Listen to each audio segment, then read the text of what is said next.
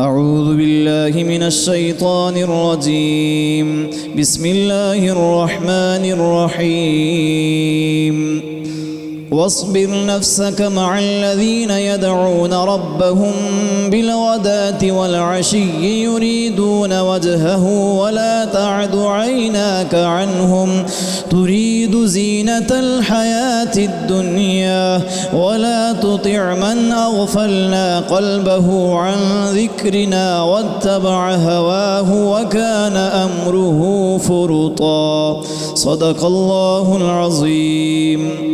اور اپنی جان ان سے مانوس رکھو جو صبح و شام اپنے رب کو پکارتے ہیں، اس کی رضا چاہتے ہیں، اور تمہاری آنکھیں انہیں چھوڑ کر اور پر نہ پڑیں. کیا تم دنیا کی زندگانی کا سنگار چاہو گے اور اس کا کہا نہ مانو جس کا دل ہم نے اپنی یاد سے غافل کر دیا اور وہ اپنی خواہش کے پیچھے چلا اور اس کا کام حد سے گزر گیا.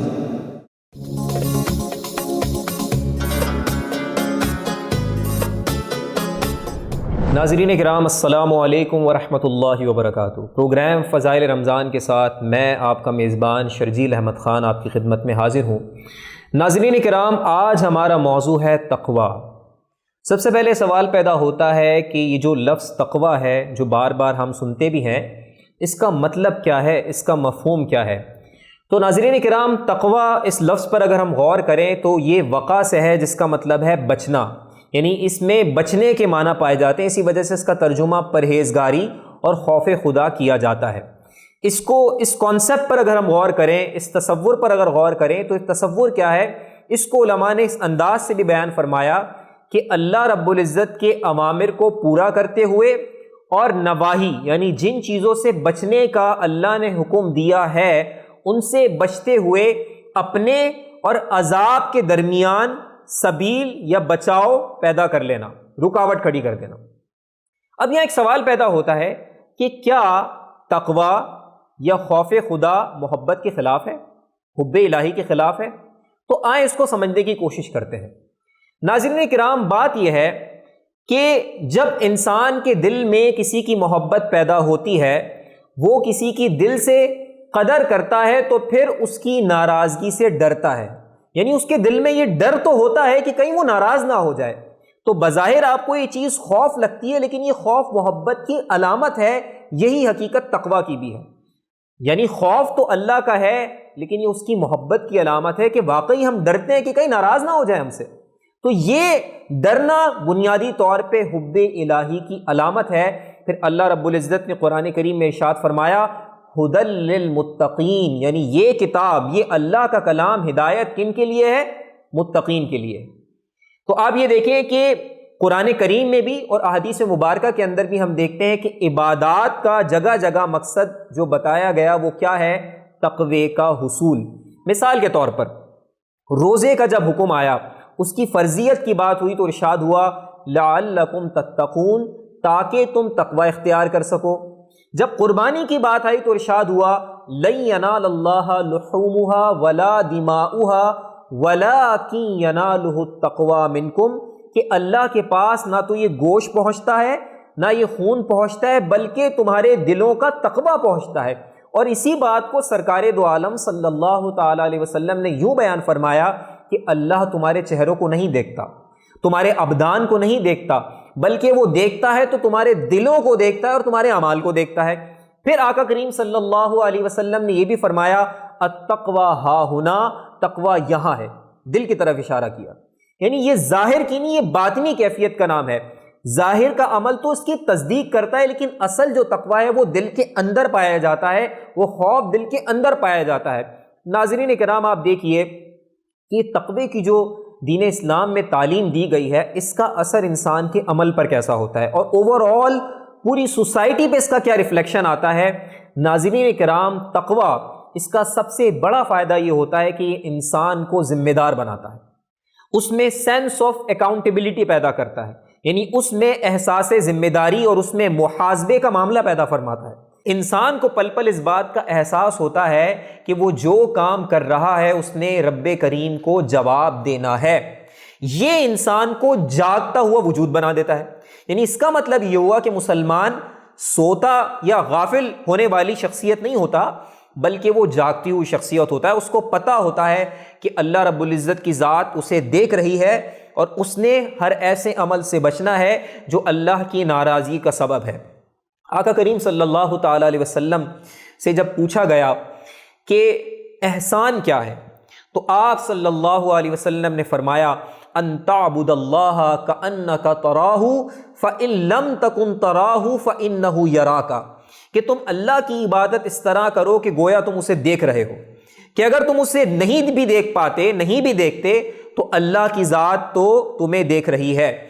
اب یہ دیکھیں کہ تقوی کے فائدے کی اگر بات کریں تو خود قرآن کریم میں بیان ہوتا ہے من یتق اللہ یجعل لہ مخرجا، جو اللہ رب العزت کا خوف اختیار کرتا ہے، تقوی اختیار کرتا ہے، اللہ رب العزت اس کے لیے اسباب پیدا فرما دیتا ہے، اس کے لیے راستے بنا دیتا ہے۔ پھر ایک مقام پر آتا ہے کہ اگر یہ بستی والے ایمان لے آتے، تقوی اختیار کر لیتے، تو اللہ رب العزت زمین و آسمان کی برکتیں ان کے لیے کھول دیتا، یعنی ان کی غیبی مدد ہوتی۔ تو پتہ یہ چلتا ہے کہ جب بندہ تقوی اختیار کرتا ہے، خوف خدا اختیار کرتا ہے، تو اللہ رب العزت کی غیبی مدد اس کو حاصل ہو جاتی ہے۔ تو اسلام کا جو مقصود ہے ناظرین کرام، وہ ایک گاڈ فیئرنگ سوسائٹی بنانا ہے، یعنی ایک ایسا معاشرہ جس میں خوف خدا پایا جاتا ہے، یعنی ایک ایسا معاشرہ جس میں انسان سے نہیں ڈرتا بلکہ انسان اللہ سے ڈرتا ہے۔ اور یاد رکھیے ناظرین کرام، یہ بات حقیقت ہے کہ انسان کا انسان سے جو ڈر ہے وہ اس کی کمزوری ہے، جبکہ انسان جب اللہ سے ڈرتا ہے تو اس کی سب سے بڑی طاقت بن جاتی ہے۔ یعنی جو اللہ سے ڈرتا ہے تو پھر بلا خوف لومۃ لائم دین کا بھی کام کرتا ہے، حق کی بات بھی کہتا ہے۔ تو مسلمان ایک ایسی سوسائٹی تشکیل دیتے ہیں اسلامی تعلیمات کے نتیجے میں جس میں ہر فرد اپنے آپ کو ذمہ دار سمجھتا ہے، ہر فرد یہ سوچتا ہے کہ اس نے اپنے عمل کا اللہ رب العزت کو جواب دینا ہے، اور ہر شخص یہ سوچتا ہے کہ وہ جو عمل کرے وہ اس انداز سے کرے کہ وہ رب کی بارگاہ میں مقبول ہو، اللہ رب العزت کی بارگاہ میں قبول ہو، اس میں ریاکاری کا ایلیمنٹ نہ ہو۔ تو تقوی کا ایک اور فائدہ یہ ہے کہ پھر ریاکاری کا معاملہ دور ہو جاتا ہے، منافقت کا معاملہ دور ہو جاتا ہے، کیونکہ آپ یہ بات جانتے ہیں، مانتے ہیں، یقین رکھتے ہیں کہ آپ کا رب آپ کو دیکھ رہا ہے۔ تو یہ وہ کیفیت ہے جو انسان کو ایک رسپانسبل بینگ بنا دیتی ہے۔ وہ ہر معاملے کے اندر یہ سوچتا ہے کہ میں تنہائی میں بھی ہوں تو اللہ کی ذات تو مجھے دیکھ رہی ہے، تو مجھے تنہائی میں بھی اللہ کی نافرمانی سے بچنا ہے اور لوگوں کی موجودگی کے اندر بھی اللہ کی نافرمانی سے بچنا ہے۔ تو ناظرین کرام، اسلام اس انداز سے فرد کی تعمیر کر کے ایک معاشرہ بناتا ہے جس سوسائٹی کو ہم گاڈ فیئرنگ سوسائٹی کہتے ہیں۔ تو یہ وہ معاملات ہیں جنہیں آج ہمیں اپنی نظروں کے سامنے رکھنے کی ضرورت ہے اور اپنا احتساب کرنے کی ضرورت ہے کہ ہم عبادات تو کرتے ہیں لیکن اس کی روح کو حاصل نہیں کر پاتے، ہم روزہ تو رکھتے ہیں لیکن اس کی روح کو حاصل نہیں کر پاتے، ہم قربانی تو کرتے ہیں لیکن اس کی روح کو حاصل نہیں کر پاتے۔ اور یہ تمام جو عبادات ہیں ان کی روح کیا ہے؟ تقویٰ ہے کہ آپ اپنے دل سے پوچھیں کہ آپ کی دل کی کیفیت اس وقت ہے کیا آپ یہ عبادات محض لوگوں کو دکھانے کے لیے، اپنا نام پیدا کرنے کے لیے، اپنے آپ کو بڑا ظاہر کرنے کے لیے کر رہے ہیں، یا آپ یہ سارے کام اللہ کی رضا کے حصول کے لیے کر رہے ہیں؟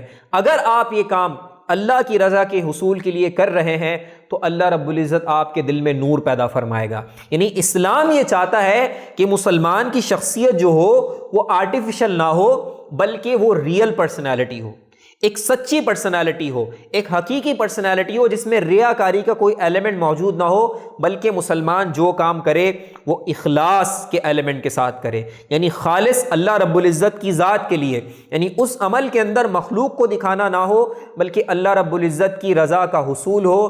تو ہمیں یہ عہد کرنا چاہیے خاص طور پہ اس ماہ مبارک کے اندر کہ ہم ہر کام جو اللہ رب العزت کا ہمیں حکم دیا گیا ہے ہم اسے اللہ کی رضا کے لیے کریں گے، ہم اخلاص کے ساتھ کام کریں گے، ہم اپنے دل کے اندر اللہ رب العزت کا خوف پیدا کریں گے اور مخلوق سے نہیں ڈریں گے بلکہ اللہ رب العزت کا خوف اپنے اوپر غالب کریں گے۔ یقین جانیے یہ وہ خوف ہے جو ہمیں طاقت عطا کرے گا۔ ہم دعا کرتے ہیں کہ اللہ رب العزت ہمیں عمل کی توفیق عطا فرمائے اور ہمارے اندر یہ کیفیت پیدا کرے کہ ہمارے دل میں اللہ رب العزت کا خوف ہو۔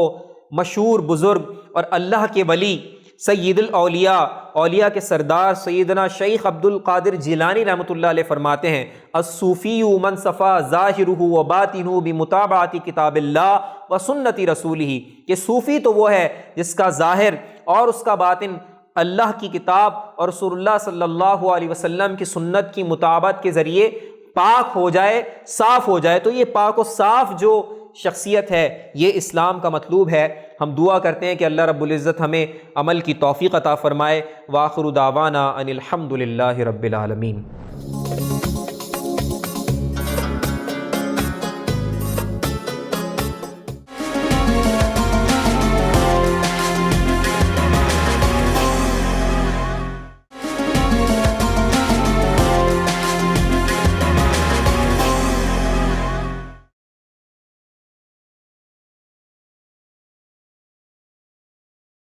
الحمدللہ رب العالمین والصلاة والسلام علی سید الانبیاء والمرسلین، اما بعد، اعوذ باللہ من الشیطان الرجیم، بسم اللہ الرحمن الرحیم۔ یا ایہا الذین آمنوا قوا انفسکم واہلیکم نارا وقودها الناس والحجارہ علیہا ملائکۃ غلاظ شداد لا یعصون اللہ ما امرہم ویفعلون ما یؤمرون، صدق اللہ العظیم۔ اللہم صلی علی محمد وعلی آل محمد وبارک وسلم۔ رب اشرح لی صدری ویسر لی امری واحلل عقدۃ من لسانی یفقہوا قولی واجعل لی وزیرا من اہلی، آمین یا رب العالمین۔ ناظرین کرام، السلام علیکم ورحمۃ اللہ وبرکاتہ۔ آج کی آیت کے حوالے سے ہم نے سورۃ تحریم کی آیت نمبر 6 کا انتخاب کیا ہے۔ گھر کے سربراہ پر بڑی ذمہ داریاں ہوتی ہیں، البتہ اہم ترین ذمہ داری گھر کے سربراہ کی کیا ہے؟ وہ مرد جو کہ شوہر کی حیثیت میں ہو، باپ کی حیثیت میں ہو، سربراہ خاندان تو دین نے اس کو بنایا، اس پر کیا اہم ترین ذمہ داریاں ہیں ان کا ذکر ہے جو اس آیت کریمہ میں بیان آ رہا ہے، اور وہ ہے کہ اپنے آپ کو اور اپنے گھر والوں کو جہنم کی آگ سے بچانے کی فکر اور کوشش کی جائے۔ ارشاد ہوا سورہ تحریم کی آیت نمبر 6 میں، یا ایھا الذین آمنوا قوا انفسکم واہلیکم نارا، اے وہ لوگو جو ایمان لائے ہو، اپنے آپ کو اور اپنے گھر والوں کو اس آگ سے بچاؤ، وقودها الناس والحجارہ، جس کا ایندھن انسان اور پتھر ہیں، علیہا ملائکۃ غلاظ شداد لا یعصون اللہ ما امرہم، اس پر بڑے سخت مزاج زور آور قسم کے فرشتے معین ہے، اللہ تعالیٰ نے انہیں جو حکم دیا وہ اس کی نافرمانی نہیں کرتے، وَيَفْعَلُونَ مَا يُؤْمَرُونَ، اور وہی کچھ کرتے ہیں جس کا انہیں حکم دیا جاتا ہے۔ ایمان والوں سے خطاب ہو رہا ہے اور ارشاد فرمایا گیا اپنے آپ کو اور اپنے گھر والوں کو جہنم کی آگ سے بچاؤ۔ وہ جہنم جو اللہ تعالیٰ کی بھڑکائی ہوئی آگ ہے، استغفر اللہ، اور جس کے تصور سے انسان ہل کر رہ جاتا ہے، اللہ اکبر۔ جا بجا قرآن حکیم میں جہنم کے عذابوں کا ذکر آتا ہے۔ کبھی قرآن کہتا ہے ان کے اوپر بھی آگ، ان کے نیچے بھی آگ، کبھی قرآن کہتا ہے ان کو زنجیروں سے باندھا جائے گا، کبھی قرآن فرماتا ہے کہ ان کو ستونوں سے باندھا جائے گا، کبھی قرآن کریم فرماتا ہے ان میں آگ کے ستون پھینکے جائیں گے، کبھی قرآن کریم فرماتا ہے خاردار کانٹے دار جھاڑیوں کو کھانا پڑیں گی، کبھی قرآن کریم فرماتا ہے کھولتا پانی پینے کو ملے گا، کبھی قرآن کریم بتاتا ہے کہ ان کو ہتھوڑے مارے جائیں گے، کبھی قرآن کریم بتاتا ہے کہ زخموں کی پیپ ان کو پینا پڑے گی، کبھی قرآن کریم یہ بتاتا ہے کہ ایک مرتبہ ان کی کھال جلے گی، بار بار ان کی کھال تبدیل کی جائے گی تاکہ وہ مستقل عذاب کو چکھتے رہیں۔ ہم تو اپنی اور کسی اور کی، اپنے گھر والوں کی انگلی کو بھی چولہے کی آگ میں جلتا گوارا نہیں کر سکتے۔ انسان تو بڑی بات ہے، ہم ایک جانور کو، کتا یا بلی ہو، اس کو بھی آگ میں جلتا گوارا نہیں کر سکتے، تو ظاہری بات ہے کیسے ممکن ہے کہ اپنے پیاروں کے بارے میں ہم بے فکر ہو کر بیٹھ جائیں۔ آج ہم اپنے گھر والوں کو دنیا کی گرمی سے بچانے کے لیے کتنا جتن کرتے ہیں، ان کو جہنم کی آگ سے بچانے کے بارے میں ہم کتنے فکر مند ہیں۔ اس اہم ترین ذمہ داری کی طرف اللہ تعالیٰ توجہ دلا رہا ہے۔ ایک عظیم اکثریت بھلا دیتی ہے اس بات کو۔ قرآن پاک میں کہیں نہیں لکھا کہ بچوں کے کپڑوں کا خیال رکھو، بچوں کے کھانے پینے کا خیال رکھو، اسکول کا خیال رکھو، بیمار ہو جائے تو دوا کر دو۔ کیوں؟ اس کو یاد دہانی کی ضرورت ہی نہیں۔ یہ سارے کام ہر بندہ کر رہا ہے، ہر بندہ کر رہا ہے، مسلمان کافر سارے کر رہے ہیں، مگر جس اہم ترین ذمہ داری کو عظیم اکثریت فراموش کر دیتی ہے، اللہ تعالیٰ کا کلام بتا رہا ہے کہ اپنے آپ کو اور اپنے گھر والوں کو جہنم کی آگ سے بچاؤ۔ وہ جہنم جس کا ایندھن انسان اور پتھر ہیں۔ پتھروں سے ایک مراد ہے کہ جو پتھر کا کوئلہ ہوتا ہے اس کی شدت بھی حرارت کی زیادہ ہوتی ہے، اور ایک مراد لی گئی جن بتوں کی پوجا پاٹ کی گئی ان بتوں کو بھی جہنم میں ڈالا جائے گا اور ان کی پوجا پاٹ کرنے والوں کی ذلت میں اور اضافہ کیا جائے گا۔ آگے فرمایا کہ علیہا ملائکۃ غلاد شداد، اس پر بڑے سخت مزاج زور آور قسم کے فرشتے مقرر ہیں، اور وہ کیا ہے ان کا معاملہ؟ اللہ تعالیٰ نے انہیں جو حکم دیا لا یعصون اللہ ما امرہم، وہ اس کی نافرمانی نہیں کرتے، ویفعلون ما یؤمرون، اور وہی کچھ کرتے جو ان کے ذمے کام لگایا گیا جس کا انہیں حکم دیا گیا۔ ان فرشتوں میں نرمی کا کوئی مادہ سرے سے ہے ہی نہیں، ان کا کام ہی جہنم والوں کو عذاب دینا ہوگا اور اس میں وہ کوئی کمی نہیں کریں گے۔ اللہم اجرنا من النار، اے اللہ ہم سب کو آگ کے عذاب سے محفوظ فرما۔ ہم جو اپنے بچے کی انگلی بھی چولہے کی آگ میں جلنا گوارا نہیں کر سکتے، کبھی سوچیں اس بارے میں، اگر ہم میں سے کوئی جہنم کی آگ کا نوالا بن جائے تو کیا حشر ہو جائے گا۔ اللہ اکبر۔ آج ہمارے گھرانوں میں کیا اللہ تعالیٰ کی کتاب اور اللہ کے نبی علیہ السلام کی سنت کی تعلیم کا اہتمام ہے؟ کیا ہم فکر مند ہیں کہ ہم اور ہمارا گھرانہ جنت میں داخل ہو اور جہنم سے بچا لیا جائے؟ کیا اس بات کی فکر ہے؟ ہم اپنے بچوں کے مستقبل کی فکر کرتے ہیں، سب سے بڑا مستقبل تو آخرت کا ہے۔ لوگوں کو بڑی فکر ہے میرے مرنے کے بعد میرے بچوں کا کیا ہوگا۔ کبھی ہم نے سوچا ہمارے بچوں کے مرنے کے بعد ان کا کیا ہوگا؟ کل ہم کہاں ہوں گے، ہمارے بچے کہاں ہوں گے؟ کیا ہم جنت میں ہوں گے؟ کیا ہمارا گھر جنت والوں کا گھر ہوگا؟ ہمارے گھرانے والے جنت میں ہمارے ہمیشہ کے گھر میں ساتھ ہوں گے؟ اس کے لیے محنت کرنی ہے نا، خود دین سیکھنا، گھر والوں کو سکھانا، دین کے ماحول سے جوڑنے کی کوشش کرنا، اللہ تعالیٰ کی کتاب اس کے پیغمبر علیہ السلام کی تعلیمات سے جوڑنے کی کوشش کرنا۔ کیا یہ آپ کی میری پرائرٹی نمبر 1 ہے؟ کیا آج میری اور آپ کی ترجیح اول یہ شے ہے کہ میں اور میرا گھر وہ جہنم سے بچا لیا جائے اور میں اور میرے گھر کے افراد وہ جنت میں داخل کر دیے جائیں؟ کیا یہ میری اور آپ کی فکر ہے کہ نہیں؟ اولاد اگر اس کو نیک بنایا جائے تو صدقہ جاریہ ہے، بیوی اگر نیک ہے تو ایمان کے بعد سب سے بڑی نعمت ہے حدیث مبارک کے مطابق، اور گھر میں ایمان کی آبیاری ہو، گھر میں نیکیوں کی بات کی جا رہی ہو، گھر میں گناہوں سے بچنے کا اہتمام ہو، گھر میں دین پر عمل کرنے کی بات چل رہی ہو، تو کتنا پیارا نقشہ ہوگا جب اس پورے گھرانے کو اللہ تعالیٰ جنت میں جمع فرما دے گا۔ اللہم انا نسألک جنت الفردوس، اے اللہ ہم تو جس سے جنت الفردوس کا سوال کرتے ہیں۔ اللہم اجرنا من النار، اے اللہ ہم سب کو آگ کے عذاب سے محفوظ فرما۔ وآخر دعوانا ان الحمد للہ رب العالمین، والسلام علیکم ورحمۃ اللہ وبرکاتہ۔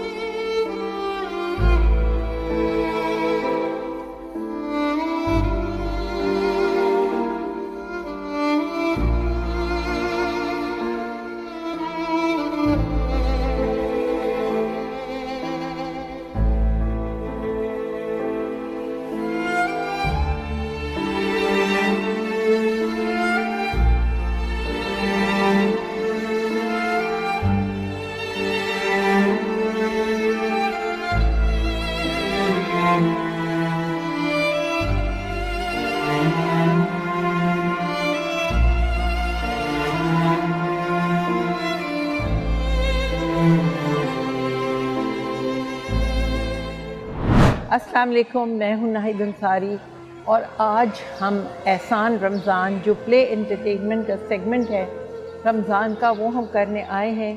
اور جس گھر میں میں اب جا رہی ہوں، میں آپ کو بتاؤں سب کو لگ رہا ہے آج کل بہت گرمی ہے، روزے ہیں، رمضان ہے۔ میں آپ کو واقعی بتاؤں نا، گرمی کا احساس ہو جب آپ ایسی چیزیں دیکھتے ہیں نا، آپ بھول جاتے ہیں کیا ہو رہا ہے، کیونکہ جس حال میں یہ لوگ رہ رہے ہیں، جس گھر میں آپ کو بھی لے کے چلتی ہوں وہاں 2 ماں ہیں ایک ماں جس کی ایک بیٹی کا انتقال ہو گیا، وہ بھی ریٹارڈڈ تھی، ایک بیٹی ابھی ہے 35 سال کی، اور ایک بہو ہے، اس کی بھی 3-4 بیٹیاں ہیں، ایک بیٹا ہے جو پانی پہ جاتا ہے مچھلی پکڑنے، 1.5 مہینے نہیں آتا، اور جب 1.5 مہینے بعد آتا ہے تو کچھ بھی نہیں لاتا، کچھ کام ہی نہیں ہوا ہوتا۔ تو یہ جو بچیاں ہیں، بہو کی بیٹیاں ہیں، وہ نگ لگاتی ہیں، ان کو بھی 1.5-2 مہینے بعد پیسے ملتے ہیں 3000۔ تو چلتے ہیں اندر اور آپ کو میں ملاتی ہوں ان سے۔ ایک اور ملاقات کچھ نئے لوگوں سے، جیسے ایک سٹوری چلتی ہے نا کہ اب یہ ہوتا ہے، اب یہ ہوتا ہے، اب یہ، یہاں پہ ایک اور خاندان ہے، یہ والدہ بھی ہیں، پھر یہ ساس بھی ہیں، والدہ بچی کی ہیں اور یہ ان کی بہو ہیں، تو یہ ساس ہوئیں۔ تو ایسے بہت سے گھرانے، اور یہ گھر میں یہ لوگ رہتے ہیں۔ اور میں آپ کو صرف یہ بتانا چاہوں گی کہ ایک ہی کمانے والا جو ان کا میاں ہے، یعنی کہ ان کا بیٹا، یہ یہاں پہ سمندر قریب ہے، تو یہ سب مچھلیاں پکڑتے ہیں۔ السلام علیکم۔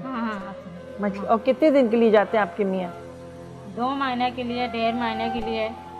1.5 مہینے بعد آتے ہیں؟ ہاں، کچھ نہیں پاتے، کچھ نہیں ملاتے، کچھ نہیں ملاتے۔ آپ کو پتہ ہے یہ 1 دن کے لیے نہیں جاتے، 2 دن کے لیے، 1 مہینہ، 1.5 مہینہ، اور پھر کچھ نہیں ملتا۔ السلام علیکم۔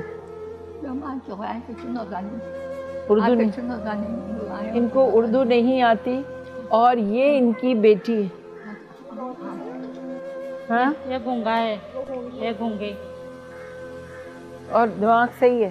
ہاں، دماغ میں صحیح نہیں ہے۔ آپ دیکھیں کہ اور یہ کتنے سال کی ہے بچی؟ یہ 35 سال ہو گیا۔ یہ 35 سال کی ہے بچی، اور کہتے وہ بتا رہی ہیں کہ یہ گونگی ہے۔ جو مجھے یہ ہے کہ جو گونگے ہوتے ہیں وہ سن بھی نہیں سکتے، سن بھی سکتے ہیں نا، دماغ بھی خراب ہے۔ میں یہ تو نہیں یہ کہہ رہی ہے دماغ، میں یہ تو نہیں کہوں گی دماغ خراب، مگر جگہ پہ نہیں ہے۔ کیا وجہ ہے؟ یہ اللہ کے کام ہے، اللہ ہی جانتا ہے، مگر ایسی بچی کو ماں بھی سنبھال رہی ہے، اور یہ بھابھی ہوئی، اور جب میاں کما کے نہیں لاتا۔ آپ کے بچے کتنے ہیں؟ 4، 2 بیٹیاں، 3 بیٹی، 1 بیٹا۔ اور بیٹا کیا کرتا ہے؟ بیٹا تو ابھی کام۔ کتنے سال کا ہے؟ 16 سال۔ 15-16 سال کا ہے۔ اور بیٹیاں وہ یہ بھی پردہ کرتی ہیں، مگر یہ آ گئی بچیاں کرتی ہیں، اور یہ لوگ نگ لگاتی ہیں تاکہ گھر چل سکے۔ اب یہ ایک ماں اپنی بیٹی کو بھی دیکھے، بیٹے کو بھی دیکھے، وہ کچھ نہیں کر رہا۔ کیا کچھ کہیں گے آپ؟ یہ ان کو اردو نہیں آتی، مگر ان کے بولنے سے، ان کی بات کرنے سے پتہ چل رہا ہے کتنی عاجز اور کتنی مطلب بے سہارا۔ مطلب ایک اس عمر کی ماں کو سکون کچھ بچوں کی طرف سے ہو، بیٹی کو بھی دیکھنا زیادہ تر ماں کا ہی ہوتا ہوگا۔ ان کا اس بچی کا خیال کون رکھتا ہے؟ میں بھی لگتا، میں بھی، اور میری یہ امی بھی۔ ساس بھی کرتی ہیں، تو یہ بھی کرتی ہیں۔ ظاہر ہے اب یہ نگ لگا رہی ہیں، ان کی بیٹیاں نگ لگاتی، کیونکہ کھانا تو ہے، پیٹ تو آپ ہمارے ساتھ لگا ہوا ہے، بھوک ہر ایک کو لگتی ہے، اور کھائے بغیر تو کام کر بھی نہیں سکتے۔ اور میاں 1 مہینہ 1.5 مہینہ جاتا ہے، اور جب واپس آئے تو یہ آسرے پہ بیٹھی ہوتی، کچھ لے کر آئے گا۔ ابھی یہ بتا رہی تھی، انہوں نے مجھے سمجھایا کہ گھر بھی پورا ٹوٹا ہوا ہے، پانی بھی آتا ہے، کس طرح یہ لوگ باہر، یہاں کا آپ دیکھ رہے ہوں گے کہ اس طرح لوگ رہ رہے ہیں۔ یہ بہت بہت بڑا امتحان ہے یہ میرے لیے، واقعی اپنا غم ہر کوئی سمجھتا ہے کہ جو میرا غم ہے یا میرے پہ جو گزر رہی ہے وہ کسی کو پتہ نہیں ہے۔ ہم لاکھوں کروڑوں سے بہتر ہیں۔ ہم جتنا بھی اللہ تعالیٰ کا شکر ادا کریں کم ہے، ہمارے ہاتھ پاؤں سلامت ہیں۔ اب اس بچی کو دیکھنا کہ ایک 35 سال کی بچی ہے اور اس کو اپنا کچھ پتہ نہیں ہے، اس عمر میں ایک ماں کیا دیکھ سکتی ہے، کیا کر سکتی ہے۔ ان کی اپنی بیٹیاں، ان کے 4 بچے ہیں، تو آپ کے میاں جب کچھ نہیں لاتے پھر آپ کو کیسے لگتا ہوگا؟ کیا کروں گی؟ नग बनाती है, चलती। कितने मिलते हैं आपको नग लगा के? 3000। 3000 एक 1.5 महीने बाद? हाँ। आप सोचें, 1 महीना भी गुजर जाए, 1.5 महीना, 2 भी हो सकते हैं, उसके बाद इनको जाके 3000 रुपये मिलते हैं। और आप सोचें 3000 में 4, 5, 6 मियाँ, 7, 8 लोग। मियाँ भी जब पानी पे से आते हैं तो नहीं मिलता पैसा बहुत दफ़ा। और इनकी एक और भी बेटी थी, वो 20 साल की थी, उसका इंतकाल हो गया, वो भी इसी तरह थी, मगर वो शायद बोल सकती थी मगर मेंटली रिटार्डेड थी। और 3 बेटियों की शादी हो गई है और एक बेटा है जो इनका शौहर है। तो ये है ज़िंदगी, हर घर की कहानी, एक ऐसी कहानी जो आपके दिल पे असर कर जाए और ऐसा असर करे कि आप अपने को बदलें, आप अपने को आगे लेके चलें। हमारे स्क्रीन पे नंबर चल रहा है, प्लीज़ इस नंबर पे आप मैसेज करें, आप फ़ोन करें, आगे बढ़ें। ये अल्लाह ने मुझे और आपको, हम सबको एक मौका दिया है, ये भी एग्ज़ामिनेशन है। क्या आप और मैंने कभी ये सोचा? हमारे लिए तो शायद 3000 एक दिन भी कम है हमारे लिए, 3000 रुपये। ये चीज़ें मैं आपको एक बात शेयर करूं, ये डराने वाली बात नहीं होती, ये बच्चों को भी दिखाएं, बच्चे भी देखें कि किस तरह लोग रह रहे हैं, किस तरह गुजारा कर रहे हैं यहाँ पर। मतलब आपको बैठ के समझ, बग़ैर कुछ सुने इनकी, बग़ैर इनके कुछ बताए हुए, आपको एक घर में बैठ के पता चल जाता है कि किस तरह से गुजारा हो रहा है। और प्ले एंटरटेनमेंट ने जो इस सेगमेंट एहसान रमज़ान में शुरू किया है, ये सिर्फ आप थोड़े दिन देख लेंगे, उसके बाद क्या होगा? फिर हम भूल जाएंगे, हम आगे अपनी ज़िंदगियों में लग जाएंगे। ये हमारे दिमाग को एवरी डे एक नरिशमेंट है कि ये देखें, समझें, शुक्र करें। ये शायद मौका मुझे भी इसलिए मिला है कि मैं अल्लाह का शुक्र अदा करती रहूं और सोचूं और देखूं कि क्या हो रहा है, अपने घर में भी समझाऊं। हमको लगता है हम बहुत अल्लाह से डरते हैं। हम जब भी किसी को कुछ कहो तो वो यही कहता है, मैंने तो दे दिया, मैंने तो सदका भी दे दिया, मैंने दे दिया। ये कहना भी गलत है। अल्लाह दे दे के नहीं थकता और हम जता जता के नहीं थकते। प्लीज़ आगे बढ़ें, और आगे बढ़ने के साथ साथ ये अपने सिर्फ इस रमज़ान की एक दिन की नेकी नहीं है, आपको पूरी ज़िंदगी जब तक आप हैं ये हमें करते रहना है। ये हमारे लिए एक चीज़ है जो आखिरत में जमा होगी। ये अल्लाह देख रहा है, सब देख रहे हैं, मुझे किसी को दिखाना नहीं, ये सिर्फ शेयर कर रहे हैं हम आपसे। ये हमारा दिखाने का मकसद नहीं है कि हम दिखा रहे हैं हम कहाँ गए, हम किन लोगों से मिले, हमने एक राशन, नहीं, ऐसा कुछ नहीं है।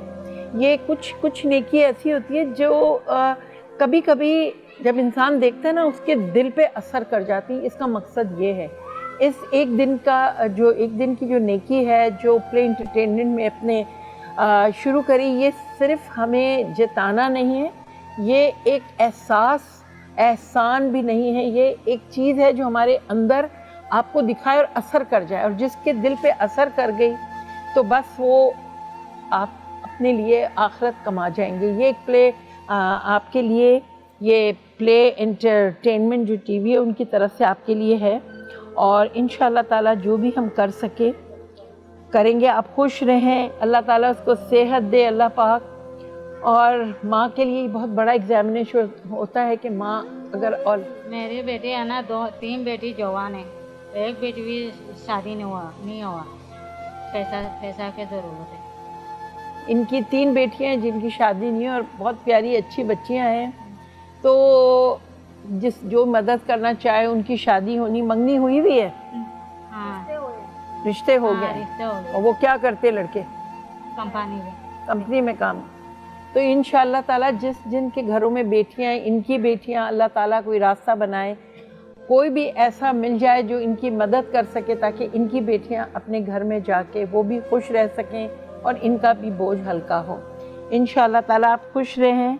अल्लाह ताला बहुत अच्छी सी हैं और उसको तो कुछ पता ही नहीं है, माँ देख देख के उसके दिल पे क्या गुजरती होगी।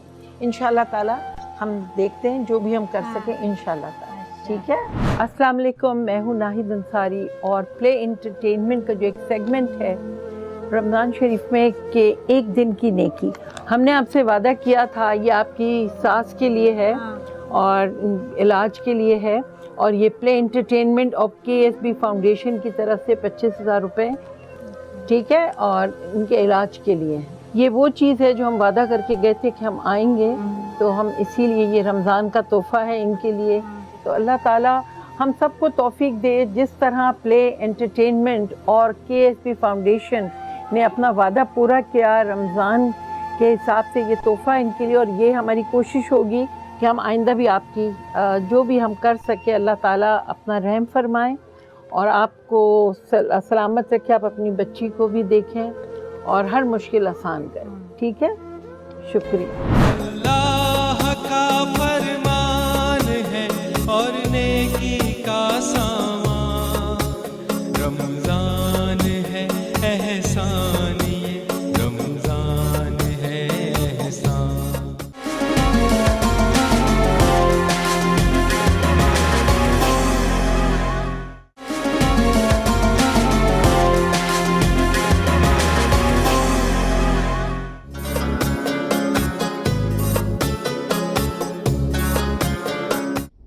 بسم اللہ الرحمن الرحیم، الحمد للہ رب العالمین والصلاة والسلام علی رسول الکریم سید الاولین وآخرین محمد خاتم النبیین وعلی آلہ واصحابہ اجمعین.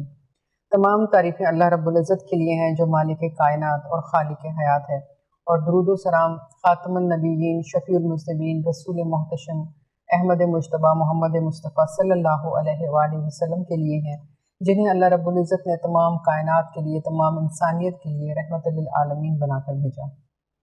رمضان اور سیرت رسول صلی اللہ علیہ وآلہ وسلم کی ایک اور ایپیسوڈ کے ساتھ حاضر ہیں، اور آج جو ہمارے پروگرام کا موضوع ہے وہ ہے نظر بد اور جادو کے اثرات کو دور کرنے کا طریقہ. اور یہ طریقہ ہمیں رسول کریم صلی اللہ علیہ وآلہ وسلم کی حیات مبارکہ سے کیسے ملتا ہے، اور وہ کون سے واقعات ہیں جو پیش آئے تو آپ صلی اللہ علیہ وآلہ وسلم نے ہمیں تعلیم کی، وہ صورتیں، وہ آیات جو اللہ رب العزت نے حضرت جبرائیل علیہ السلام کے ذریعے سے ان تک پہنچائیں، وہ ہم آج آپ کے اس پروگرام میں آپ سے شیئر کریں گے.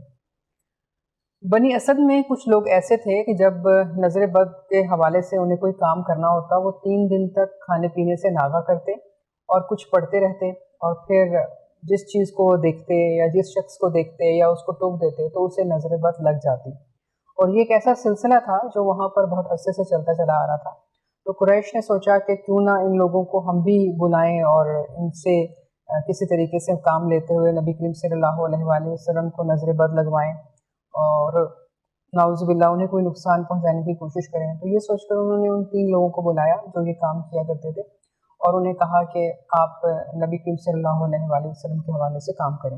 انہوں نے 3 دن تک کھانے پینے سے ناغہ کیا، کچھ پڑھتے رہے، اور پھر نبی کریم صلی اللہ علیہ وآلہ وسلم کے پاس آئے. آپ نماز پڑھ کے اٹھ رہے تھے، آپ کو انہوں نے غور سے دیکھا اور کچھ ٹوکا، جس کے کچھ برے اثرات آپ صلی اللہ علیہ وآلہ وسلم پر پڑے، اور آپ صلی اللہ علیہ وآلہ وسلم تھوڑے سے بیمار ہو گئے.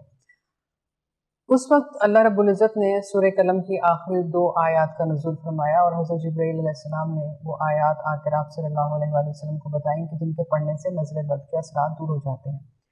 سورہ قلم کی آخری 2 آیات، آیت نمبر 51 اور آیت نمبر 52، وہی یکاد الذین کفروا، یہ دونوں آیات جو آخر کی ہیں، اس کو پڑھنے سے آپ صلی اللہ علیہ وآلہ وسلم نے بتایا کہ پھر کس طرح سے نظر بد دور ہو جاتی ہے. تو گویا آپ صلی اللہ علیہ وآلہ وسلم جب اس چیز سے گزرے اور پھر اللہ رب العزت نے آپ کو بتا دیا کہ نظر بد ہے اور کس طرح سے دور ہوگی، پھر آپ نے ان آیات کو پڑھا اور اللہ تعالیٰ نے آپ کو شفا یاب کیا، اور پھر آپ نے اپنے صحابہ کو بتایا کہ نظر بد جو ہے وہ حق ہے، یعنی وہ اپنا اثر کرتی ہے. آپ نے فرمایا یہاں تک کہ انسان کو موت تک پہنچا دیتی ہے، اور آپ نے فرمایا کہ اونٹ کو ہنڈیا تک پہنچا دیتی ہے. آپ نے فرمایا کہ تقدیر کو بدل دیتی ہے، یعنی انسان کے نصیب میں موت نہیں لکھی ہوتی، لیکن نظر بد لگنے کی وجہ سے، اس کے برے اثر کی وجہ سے جو ہے پھر ایسے معاملات ہو جاتے ہیں کہ انسان ان کو سنبھال نہیں پاتا، اور یہاں تک کہ اس کا انتقال بھی ہو جاتا ہے. ام المومنین حضرت عائشہ صدیقہ رضی اللہ تعالیٰ عنہ کہتی ہیں کہ جب کچھ ایسے معاملات ہوئے تو حضرت جبرائیل علیہ السلام نے کلمات سکھائے رسول کریم صلی اللہ علیہ وآلہ وسلم کو آ کر اللہ تعالیٰ کے حکم سے کہ کس طرح سے ان چیزوں سے انسان بچ سکتا ہے. اور اسی میں معوذتین ہے، یعنی سورہ فلق اور سورہ ناس، جن کو پڑھنے کا پھر اللہ تعالیٰ نے حکم دیا کہ جب آپ اس کو پڑھ لیتے ہیں تو ان برے اثرات سے باہر آ جاتے ہیں. آپ صلی اللہ علیہ وآلہ وسلم نے ہمیں تعلیم کیا کہ جب تم کسی خوبصورت شخص کو دیکھو یا کسی اچھی چیز کو دیکھو تو بہت دیر تک اس پر نظریں نہ جماؤ، اور جب تمہاری نظر پڑے اور تمہیں لگے کہ یہ بہت خوبصورت ہے یا وہ بہت اچھی چیز ہے تو ماشاءاللہ لا قوت الا باللہ 3 مرتبہ کہہ دیا کرو۔ اگر تم ایسا کرو گے تو پھر اس شخص کو یا اس چیز کو نظر نہیں لگے گی۔ اور پھر آپ نے فرمایا کہ سورہ فلق اور سورہ ناس جب گھر سے نکلتے ہو تو پڑھ لیا کرو، تاکہ تم گھر سے نکلتے وقت اگر یہ پڑھ لو گے تو بھی تمہیں نظر بد نہیں لگے گی یا برے اثرات سے تم محفوظ رہو گے۔ ایک مرتبہ آپ صلی اللہ علیہ وآلہ وسلم حضرت فاطمہ زہرا رضی اللہ تعالیٰ عنہ کے گھر تشریف لے گئے، دیکھا تو حسنین کریمین کی طبیعت ٹھیک نہیں تھی، تو آپ کو یہ احساس ہوا کہ نظر بد کا اثر ہے، تو آپ نے ان پر بھی یہی کلمات پڑھے جو اللہ رب العزت نے آپ کو تعلیم کیے تھے، اور اس کے ساتھ آپ نے اعوذ بکلمات اللہ التامات من شر ما خلق یہ آیت بھی پڑھی، اور آپ نے فرمایا کہ جو اس آیت کو بھی پڑھ کے دم کرتا ہے تو گویا وہ ان برے اثرات سے بچ جاتا ہے اور اللہ تعالیٰ اس پر اپنا کرم فرماتے ہیں۔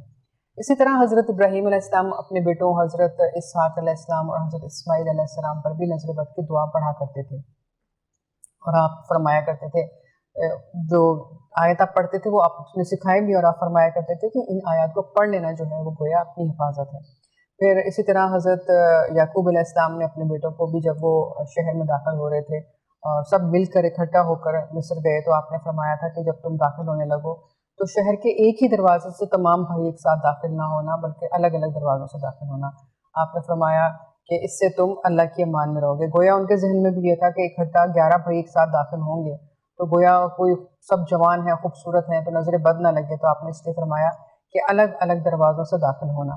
تو گویا نظر بد ایک ایسا سلسلہ ہے جو ازل سے ہے، اور انبیاء کرام نے بھی اس چیز کو دیکھا اور محسوس کیا، خود بھی بہت سے انبیاء کرام اس چیز سے گزرے، خود ہمارے آقا محمد صلی اللہ علیہ وآلہ وسلم پر بھی ایسا تھوڑا سا اثر ہوا، جسے اللہ رب العزت نے ان کی امت کو تعلیم کرنے کے لیے پھر یہ بتایا کہ کیا چیز پڑھنی چاہیے اور کس طریقے سے اپنے آپ کو ان چیزوں سے بچایا جا سکتا ہے۔ ام المومنین حضرت عائشہ صدیقہ رضی اللہ تعالیٰ عنہ بیان کرتی ہیں کہ رسول کریم صلی اللہ علیہ وآلہ وسلم ہم لوگوں کو تعلیم کرتے کہ جب کوئی بیمار ہو تو اس پر سورہ فلق اور سورہ ناس پڑھ کر دم کر دیا کرو، اور آپ کا یہ معمول تھا کہ اگر کوئی گھر میں بیمار ہو جاتا تو سب سے پہلے آپ یہی دونوں صورتیں پڑھا کرتے تھے، یا پھر سورہ قلم کی آخری 2 آیات، اور اس کے علاوہ اعوذ بکلمات اللہ التامات من شر ما خلق، یہ وہ آیات تھیں یا یہ وہ صورتیں تھیں جو بیماری کی صورت میں یا نظر بد کی صورت میں آپ پڑھا کرتے تھے، اور ہم لوگوں کو بھی تلقین کیا کرتے تھے کہ یہ پڑھ لیا کرو۔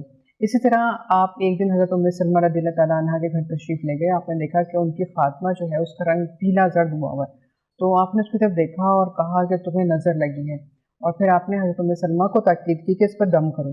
گویا آپ نے یہ تعلیم فرمائی کہ اگر کوئی اس طرح کی پوزیشن میں آ جاتا ہے، کسی کی طبیعت خراب ہو جاتی ہے یا یہ محسوس ہوتا ہے کہ وہ نظر بد کے اثر میں ہے یا پھر کوئی جادو کا اثر ہے، تو ان صورتوں میں آپ نے فرمایا کہ سورہ فلق اور سورہ ناس کا دم کیا کرو۔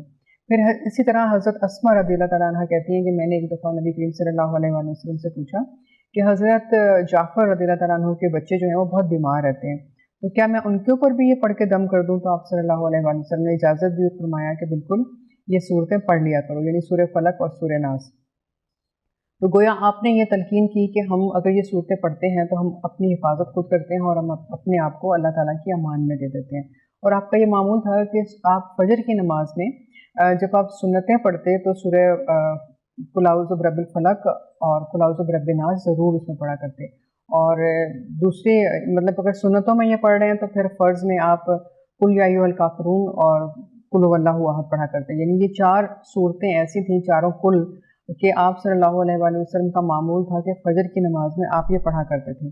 تو گویا آپ نے اس وقت بھی ہمیں یہ پیغام دیا کہ جب فجر کی نماز میں آپ صبح سویرے جب اٹھ کے پہلی نماز پڑھتے ہیں، اللہ تعالیٰ کی پہلی عبادت کرتے ہیں، تو اس میں اگر آپ یہ 4 قل پڑھ لیتے ہیں تو گویا آپ اللہ کی امان میں آ جاتے ہیں۔ اسی طرح پھر ہمیں مختلف روایات سے پتہ چلتا ہے کہ حضرت علی کرم اللہ وجہ نے فرمایا کہ اگر آپ فجر کی نماز کے بعد 10 مرتبہ قل هو اللہ پڑھ لیتے ہیں تو بھی آپ اللہ کی امان میں آ جاتے ہیں۔ اور اس کے علاوہ ہمیں آیت الکرسی پڑھنے کی بھی تاکید کی گئی کہ فرض نماز کے بعد اس کو پڑھ لیا کرو۔ تو گویا ہر نماز میں ہم اگر ایک دفعہ اسی طرح آیت الکرسی پڑھتے ہیں تو ہم اللہ کی امان میں آ جاتے ہیں۔ تو یہ وہ اللہ تعالیٰ کے کلمات ہیں، پاک کلمات ہیں، پاک نام ہیں، جو کہ ہمیں اپنی امان میں لے لیتے ہیں، آفت میں لے لیتے ہیں، اور ہمیں نقصانات سے بچاتے ہیں، نظر بد سے بچاتے ہیں، ہمیں جادو سے یا اس قسم کے اثرات سے بچاتے ہیں۔ اور آپ صلی اللہ علیہ وآلہ وسلم جب کبھی بھی بیمار ہوتے، حضرت جبرائیل علیہ السلام آپ کے پاس آتے تو ان کی دعا ہمیشہ یہی ہوتی تھی، کہ جس کا ترجمہ اس طرح سے ہے کہ میں اللہ تعالیٰ کے پاک نام کی برکت سے مدد چاہتا ہوں کہ وہ آپ کو اس بیماری سے شفا دے جس میں آپ مبتلا ہیں، آپ کو حسد کرنے والوں کے حسد سے بچائے اور نظر بد سے محفوظ فرمائے۔ تو گویا نظر بد کے لیے، حسد کے لیے اور بیماری کے لیے جو بھی آپ کی تکلیف ہوتی تو حضرت جبرائیل علیہ السلام اس طرح سے آپ پر دم کیا کرتے تھے، اور آپ صلی اللہ علیہ وسلم فرمایا کرتے تھے جب کوئی بیمار ہو اور کسی کی ایسی کیفیت ہو کہ تمہیں لگے کہ اس کے اوپر نظر بد کا اثر ہے یا ایسی کوئی کیفیت ہے، تو آپ فرمایا کرتے کہ اپنا سیدھا ہاتھ اس کے اوپر رکھ کے یہ پڑھا کرو۔ ام المومنین حضرت عائشہ صدیقہ رضی اللہ تعالیٰ عنہ کہتی ہیں کہ جب کبھی آپ صلی اللہ علیہ وآلہ وسلم بیمار ہوتے تو میں بجائے اپنا ہاتھ رکھنے کے آپ ہی کا ہاتھ مبارک دایاں ہاتھ لے کر آپ کے جسم پہ پھیرتی جاتی اور سورہ فلق اور سورہ ناس پڑھتی جاتی، کیونکہ آپ کے ہاتھ سے زیادہ مقدم اور محترم اور برکت والا اور کس کا ہاتھ ہو سکتا تھا۔ تو گویا آپ ان کی بہتری کے لیے بھی، ان کو شفا دلانے کے لیے بھی آپ ہی کا ہاتھ مبارک استعمال کرتی، اور یہ دونوں صورتیں جو تھیں آپ مستقل تلاوت کرتی رہتی تھیں تاکہ اللہ کے پیارے حبیب محمد صلی اللہ علیہ وآلہ وسلم جلد شفا یاب ہو جائیں۔ تو گویا اللہ تعالیٰ نے ہمیں ایک طریقہ کار بتایا کہ ہمیں اپنی حفاظت کس طرح سے کرنی ہے اللہ تعالیٰ کے پاک کلام کے ساتھ اور کن صورتوں کے ساتھ کرنی ہے، اور پھر ہمیں بعض بزرگ یہ بھی بتاتے ہیں کہ اگر ہم ان صورتوں کو 3 مرتبہ پڑھ لیتے ہیں، یعنی سورہ فلق اور سورہ ناس کو، تو یہ ایک صحیح طریقہ کار ہے جس سے ہم اللہ کی امان میں آ جاتے ہیں۔ اور اس کا طریقہ کچھ بزرگوں نے اس طرح سے بتایا ہے کہ اگر آپ 3 مرتبہ سورہ فاتحہ، 3 مرتبہ آیت الکرسی اور پھر 3 مرتبہ سورہ فلق اور سورہ ناس پڑھتے ہیں، اور پھر آخر میں 3 مرتبہ درود شریف پڑھتے ہیں اور پھر اس پر دم کر دیں جس پہ نظر لگی ہے یا جو بیمار ہے، تو اللہ تعالیٰ ان پاک کلمات کی برکت سے اس کو شفا بھی دے دیتے ہیں۔ اگر اس پہ نظر بد ہے تو وہ نظر بد بھی دور فرما دیتے ہیں۔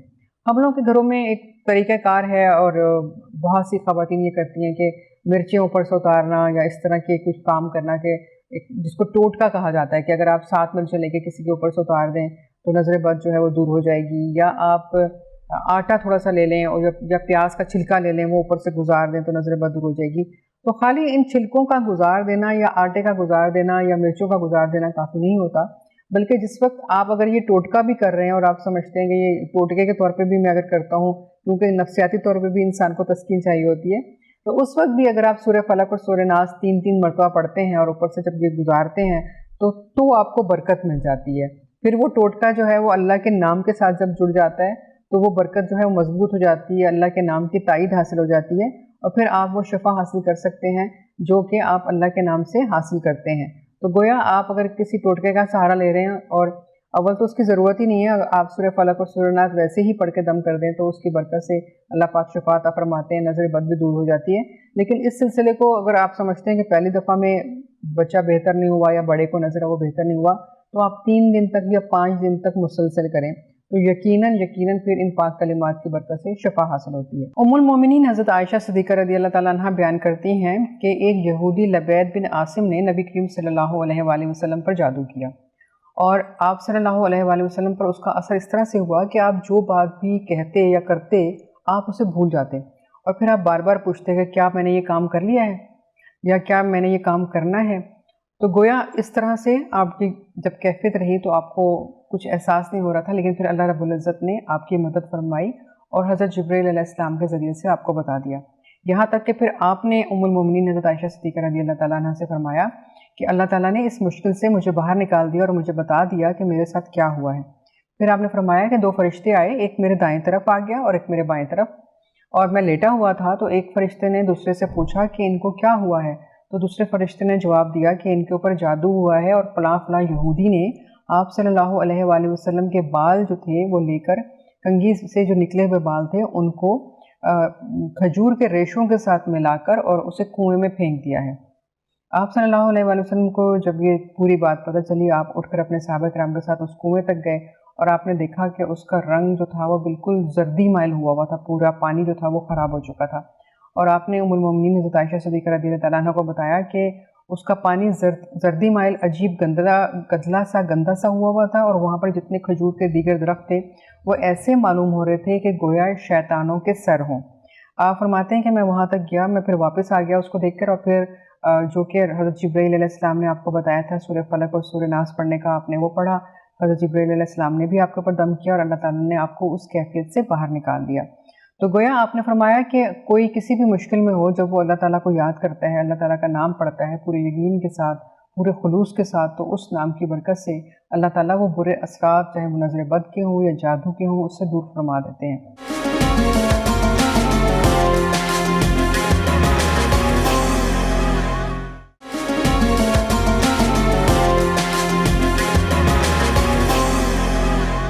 حضرت عثمان بن ابی الاس فرماتے ہیں میرے جسم میں ایک جگہ پہ درد تھا اور مستقل ہوئے جا رہا تھا، تو میں رسول کریم صلی اللہ علیہ وآلہ وسلم کی خدمت اقدس میں حاضر ہوا اور ان سے پوچھا کہ میں کیا کروں، تو آپ صلی اللہ علیہ وآلہ وسلم نے فرمایا کہ اپنا دایاں ہاتھ درد کی جگہ پر رکھو، 3 مرتبہ بسم اللہ الرحمن الرحیم پڑھو، اور پھر اعوذ بکلمات اللہ التامات من شر ما خلق 3 مرتبہ یہ بھی پڑھو، تو انشاءاللہ اللہ تعالیٰ تمہیں شفا عطا فرمائیں گے۔ وہ کہتے ہیں کہ میں نے اسی طرح سے پڑھا اور اللہ تعالیٰ نے مجھے شفا عطا کی اور میرا درد جاتا رہا۔ حضرت ابو سعید خدری رحمۃ اللہ علیہ کہتے ہیں کہ ایک مرتبہ ہم صحابہ کرام کے ساتھ ایک قبیلے کے پاس سے گزر رہے تھے، اور ہم ایک لمبے سفر سے آئے تھے اور ہمیں بھوک بہت لگ رہی تھی، تو ہم نے ان قبیلے والوں سے درخواست کی کہ ہمیں تھوڑا یہاں رکنے کا موقع دیں اور اگر ہو سکے تو کھانے پینے کا کچھ بندوبست کر دیں، تو انہوں نے ہمیں صاف منع کر دیا۔ ہم اس قبیلے سے گزرتے ہوئے تھوڑا سا آگے جا کر بیٹھ گئے۔ ابھی ہمیں بیٹھے ہوئے تھوڑی ہی دیر ہوئی تھی کہ ایک شخص بھاگتا ہوا آیا اور کہنے لگا آپ لوگوں میں سے کسی کو کوئی منتر پڑھنا آتا ہے؟ تو انہوں نے پوچھا کیسا منتر؟ تو اس نے کہا جو ہمارے قبیلے کے سردار ہیں ان کو بچھو نے کاٹ لیا ہے اور وہ بہت تکلیف میں ہے، تڑپ رہے ہیں، تو اگر کسی کو اس کا اتار آتا ہے تو وہ ہماری مدد کرے۔ تو حضرت سید خدری رحمۃ اللہ علیہ کہتے ہیں کہ میں اس کے ساتھ گیا اور میں نے جا کر ان پر دم کیا، وہ شفا یاب ہو گئے، اور جب وہ شفا یاب ہو گئے تو بہت خوش ہوئے اور انہوں نے ہمیں پورا بکریوں کا ایک گلہ دے دیا، اور وہ بہت ساری بکریاں لے کر وہ لوگ جب آئے اور انہوں نے رسول کریم صلی اللہ علیہ وآلہ وسلم کو بتایا، اور وہ پوچھنا ہی چاہتے تھے کہ جو ہم نے خدمت کی اس کے بدلے میں جو انہوں نے ہمیں عطا کیا تو کیا ہم اس کو قبول کر سکتے ہیں اور کیا ہم اس کو استعمال کر سکتے ہیں؟ تو آپ صلی اللہ علیہ وآلہ وسلم پہلے تو بہت مسکرائے اور ان سے پوچھا کہ تم نے کیا دم کیا تھا؟ تو انہوں نے فرمایا کہ میں نے سورہ فاتحہ پڑھ کے دم کیا تھا۔ تو آپ نے فرمایا کہ ہاں تم نے بالکل صحیح کیا، اور تم خوب جانتے ہو کہ اس میں اللہ نے کتنی شفا رکھی ہے۔ اور آپ صلی اللہ علیہ وآلہ وسلم نے نہ صرف یہ کہ ان کو اجازت دی کہ وہ ان بکریوں کو استعمال کر سکتے ہیں، یعنی کہ وہ ان کو کھا سکتے ہیں، ان کو اجازت ہے چاہیں تو رکھ سکتے ہیں، اور اس میں سے کچھ حصہ نبی کریم صلی اللہ علیہ وآلہ وسلم کو بھی دیا گیا۔ اس کے بعد ہمیں بہت سارے ایسے واقعات ملتے ہیں جن میں سورہ فاتحہ کے حوالے سے ہمیں پتہ چلتا ہے کہ اس کو سورہ شفا بھی کہا جاتا ہے، اور جب بھی کسی مریض پر اس کو پڑھ کے دم کیا جاتا ہے 7 مرتبہ یا 11 مرتبہ، اور بہت دفعہ لوگ جو ہیں اس کو 41 مرتبہ بھی پڑھتے ہیں، تو یقیناً اور یہ بھی ہمیں پتہ ہونا چاہیے کہ ہم سورہ فاتحہ جتنی دفعہ بھی پڑھتے ہیں اتنی دفعہ ہر مرتبہ بسم اللہ کے ساتھ پڑھتے ہیں، اور اس کو بسم اللہ کے بغیر نہیں پڑھا جاتا۔ جب ہم 41 مرتبہ اس کو پڑھ کے دم کرتے ہیں کسی مریض کے اوپر، یا پانی دم کر کے اس کا پانی پلاتے ہیں، تو جس مقصد کے لیے، جس بھی بیماری کے لیے دم کیا جاتا ہے، تو اللہ رب العزت کے اس پاک نام سے شفا حاصل ہوتی ہے اور مریض جو ہے وہ ٹھیک ہو جاتا ہے۔ تو گویا یہ بہت ساری آیات ہیں یا بہت ساری وہ صورتیں ہیں جو قرآن کریم نے ہمیں دے دی اور رسول کریم صلی اللہ علیہ وآلہ وسلم نے عمل کر کے ہمیں بتا دی اور دکھا دی کہ جب کوئی بیمار ہو یا کسی کے اوپر کوئی برے اثرات ہوں تو کس طریقے سے وہ اپنے آپ کو اللہ تعالیٰ کا پاک نام لے کے بچا سکتا ہے یا ان اثرات سے اپنے آپ کو باہر نکال سکتا ہے۔ ام المومنین حضرت عائشہ صدیقہ رضی اللہ تعالیٰ عنہ بیان کرتی ہیں کہ آپ صلی اللہ علیہ وآلہ وسلم نے کچھ لوگوں کو بچھو اور سانپ کے کاٹے ہوئے کے دم کی بھی اجازت دی تھی، اور آپ صلی اللہ علیہ وآلہ وسلم فرمایا کرتے تھے کہ اگر اللہ تعالیٰ کا پاک نام پڑھنے سے کسی کی تکلیف دور ہو جاتی ہے تو کیوں نہ اس کو پڑھ لیا جائے۔ ایک مرتبہ ایک شخص نبی کریم صلی اللہ علیہ وآلہ وسلم کی خدمت میں حاضر ہوا، بہت تکلیف میں تھا، کہنے لگا مجھے رات کو بچھو نے کاٹ لیا اور میں نے ساری رات بے انتہا تکلیف میں کاٹی ہے۔ تو آپ صلی اللہ علیہ وآلہ وسلم نے اسے کہا کہ اگر تم شام کے وقت 3 مرتبہ اعوذ بکلمات اللہ التامات من شر ما خلق پڑھ لیتے تو تم اس تکلیف سے نہ گزرتے۔ گویا آپ صلی اللہ علیہ وآلہ وسلم نے جہاں جہاں یہ بتایا کہ کیا پڑھنا ہے، وہاں وہاں آپ نے یہ بھی بتایا کہ اپنی حفاظت کا پہلے سے بندوبست کرو، یعنی اگر تم فجر کی نماز میں چاروں کل نہیں پڑھتے ہو تو تم فجر کی نماز کے بعد جو ہے یہ چاروں کل بھی پڑھ لو، یا جو سورہ فلق اور سورہ ناس خاص طور سے جس کی تاکید کی گئی ہے یہ پڑھ لو 3 مرتبہ، 3 مرتبہ اعوذ بکلمات اللہ التامات من شر ما خلق پڑھ لو، تو گویا پھر تم صبح سے لے کے شام تک اللہ کی امان میں آ جاتے ہو۔ پھر ایسے تمام کیڑے مکوڑوں کا کاٹنا یا نظر بد کا لگنا یا جادو کے اثرات کا ہونا تم پر اثر نہیں کرے گا۔ اور اسی طریقے سے جب تم مغرب کے وقت ان کلمات کو دوبارہ سے پڑھ لیتے ہو تو پھر تم صبح تک اللہ تعالیٰ کی امان میں آ جاتے ہو۔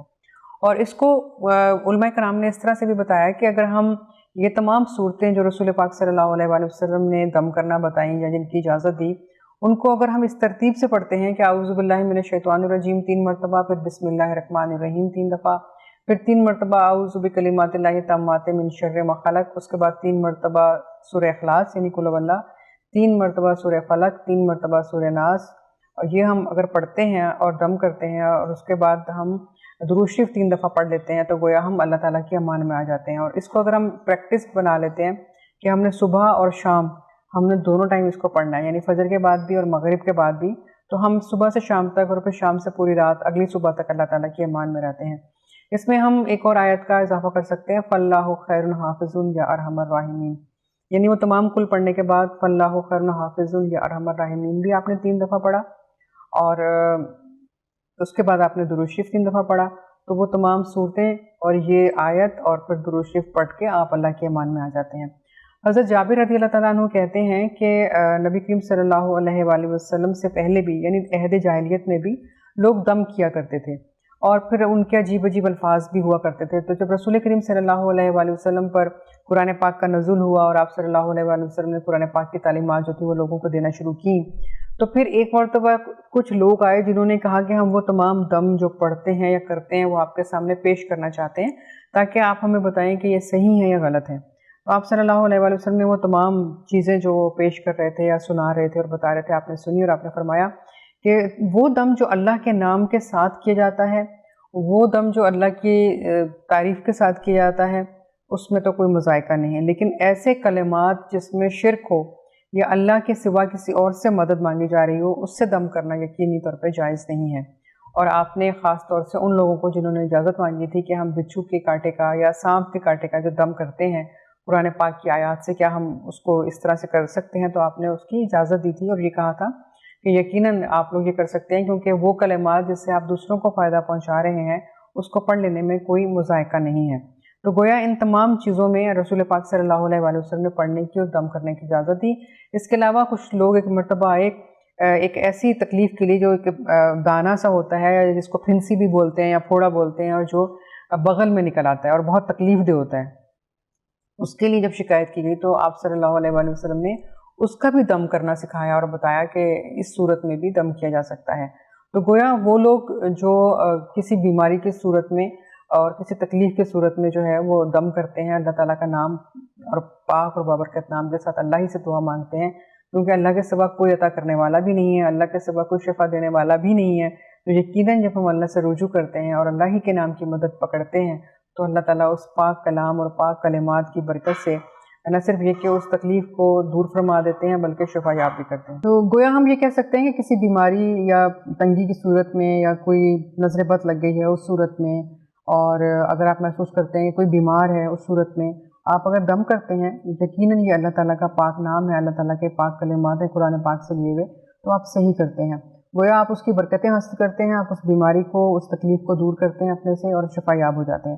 رسول پاک صلی اللہ علیہ وآلہ وسلم جب دعا کیا کرتے کسی کی بیماری پر یا کسی کو نظر لگ جاتی تو آپ فرمایا کرتے پروردگار تو ہی عطا کرنے والا ہے، تیرے سوا کون ہے جو شفا دے، تیرے سوا کون ہے جو اس بیماری کو دور فرمائے، تو اس بیماری کو دور فرما دے، اگر اس میں نظر بد ہے تو اس نظر بد کو دور فرما دے، اس کو شفا عطا فرما، اس کو صحت کاملہ عطا فرما۔ ان لفظوں کے ساتھ آپ دعا فرمایا کرتے اور بیمار جو تھا وہ شفا یاب ہو جاتا۔ ام المومنین حضرت عائشہ صدیقہ رضی اللہ تعالیٰ عنہ بیان کرتے ہیں کہ آپ اپنا دایاں ہاتھ اس جگہ پہ رکھا کرتے تھے جہاں پر کسی کو تکلیف ہوا کرتی تھی۔ حضرت عبداللہ بن عباس کہتے ہیں کہ ہمیں نبی کریم صلی اللہ علیہ وآلہ وسلم نے یہی بتایا کہ جو نظر ہے وہ حق ہے، یعنی نظر جو ہے وہ انسان کو بیمار بھی کر دیتی ہے، وہ انسان کو یہاں تک کہ اس کو موت تک لے جاتی ہے، وہ تقدیر کو بدل کے رکھ دیتی ہے اور زندگی میں تبدیلیاں آ جاتی ہیں، بہت سارے مسائل ہو جاتے ہیں۔ تو گویا یہ ایک ایسا عمل ہے جس سے ہم اگر بچنا چاہیں تو اس کا ایک ہی طریقہ ہے جو رسول کریم صلی اللہ علیہ وآلہ وسلم نے بتایا کہ ہم سورہ فلق اور سورہ ناس صبح شام پڑھتے رہیں، اور اس کے علاوہ سورہ قلم کی جو 2 آیات بتائی گئی ہیں ان کو ہم پھر باقاعدگی سے پڑھیں، کم از کم 3 مرتبہ یا 5 مرتبہ یا 7 مرتبہ پڑھیں۔ سورہ قلم کی آیت نمبر 51 اور 52 وَإِن يَكَادُ الَّذِينَ كَفَرُوا لِيُزْلِقُونَكَ، یہاں سے لے کے آخر تک اس کو ہم پڑھیں، اور شروع میں اور آخر میں درود شریف کا پڑھنا بھی بے حد ضروری ہے 3 مرتبہ۔ جب ہم یہ پڑھ کے دم کریں گے، اگر کسی کو بھی کوئی تکلیف ہے یا کوئی اس کو نظر بد ہے تو یقیناً وہ شفا یاب ہو جائے گا۔ حضرت اسماء بنت امیس رضی اللہ تعالیٰ عنہ فرماتی ہیں کہ میں بھی رسول پاک صلی اللہ علیہ وآلہ وسلم سے ایسے معاملات پہ رہنمائی لیا کرتی تھی کہ جب کوئی بچے بیمار ہو جایا کرتے یا کسی کو ایسا معاملہ ہوتا کہ مجھے لگتا کہ اس کو نظر بد ہے، تو میں رسول کریم صلی اللہ علیہ وآلہ وسلم سے پوچھا کرتی اور آپ مجھے اجازت دے دیا کرتے کہ سورہ فلق اور سورہ ناس پڑھ کے دم کر دو تو یقیناً اس کا مسئلہ ٹھیک ہو جائے گا۔ ایک اور آیت قرآن پاک میں ہمیں ملتی ہے جس کے بارے میں ہمیں پتہ چلتا ہے، بزرگ ہمیں بتاتے ہیں کہ اگر ہم اس آیت کو، اگر کسی کو بہت تکلیف ہے کسی جگہ پر جسم میں اور وہ درد ٹھیک نہیں ہو رہا اور ہم اس کو پڑھتے ہیں 7 مرتبہ تو اللہ تعالیٰ شفا عطا فرماتے ہیں۔ تو وہ آیت اس طرح سے ہے، وَبِالْحَقِّ أَنزَلْنَاهُ وَبِالْحَقِّ نَزَلَ وَمَا أَرْسَلْنَاكَ إِلَّا مُبَشِّرًا وَنَذِيرًا۔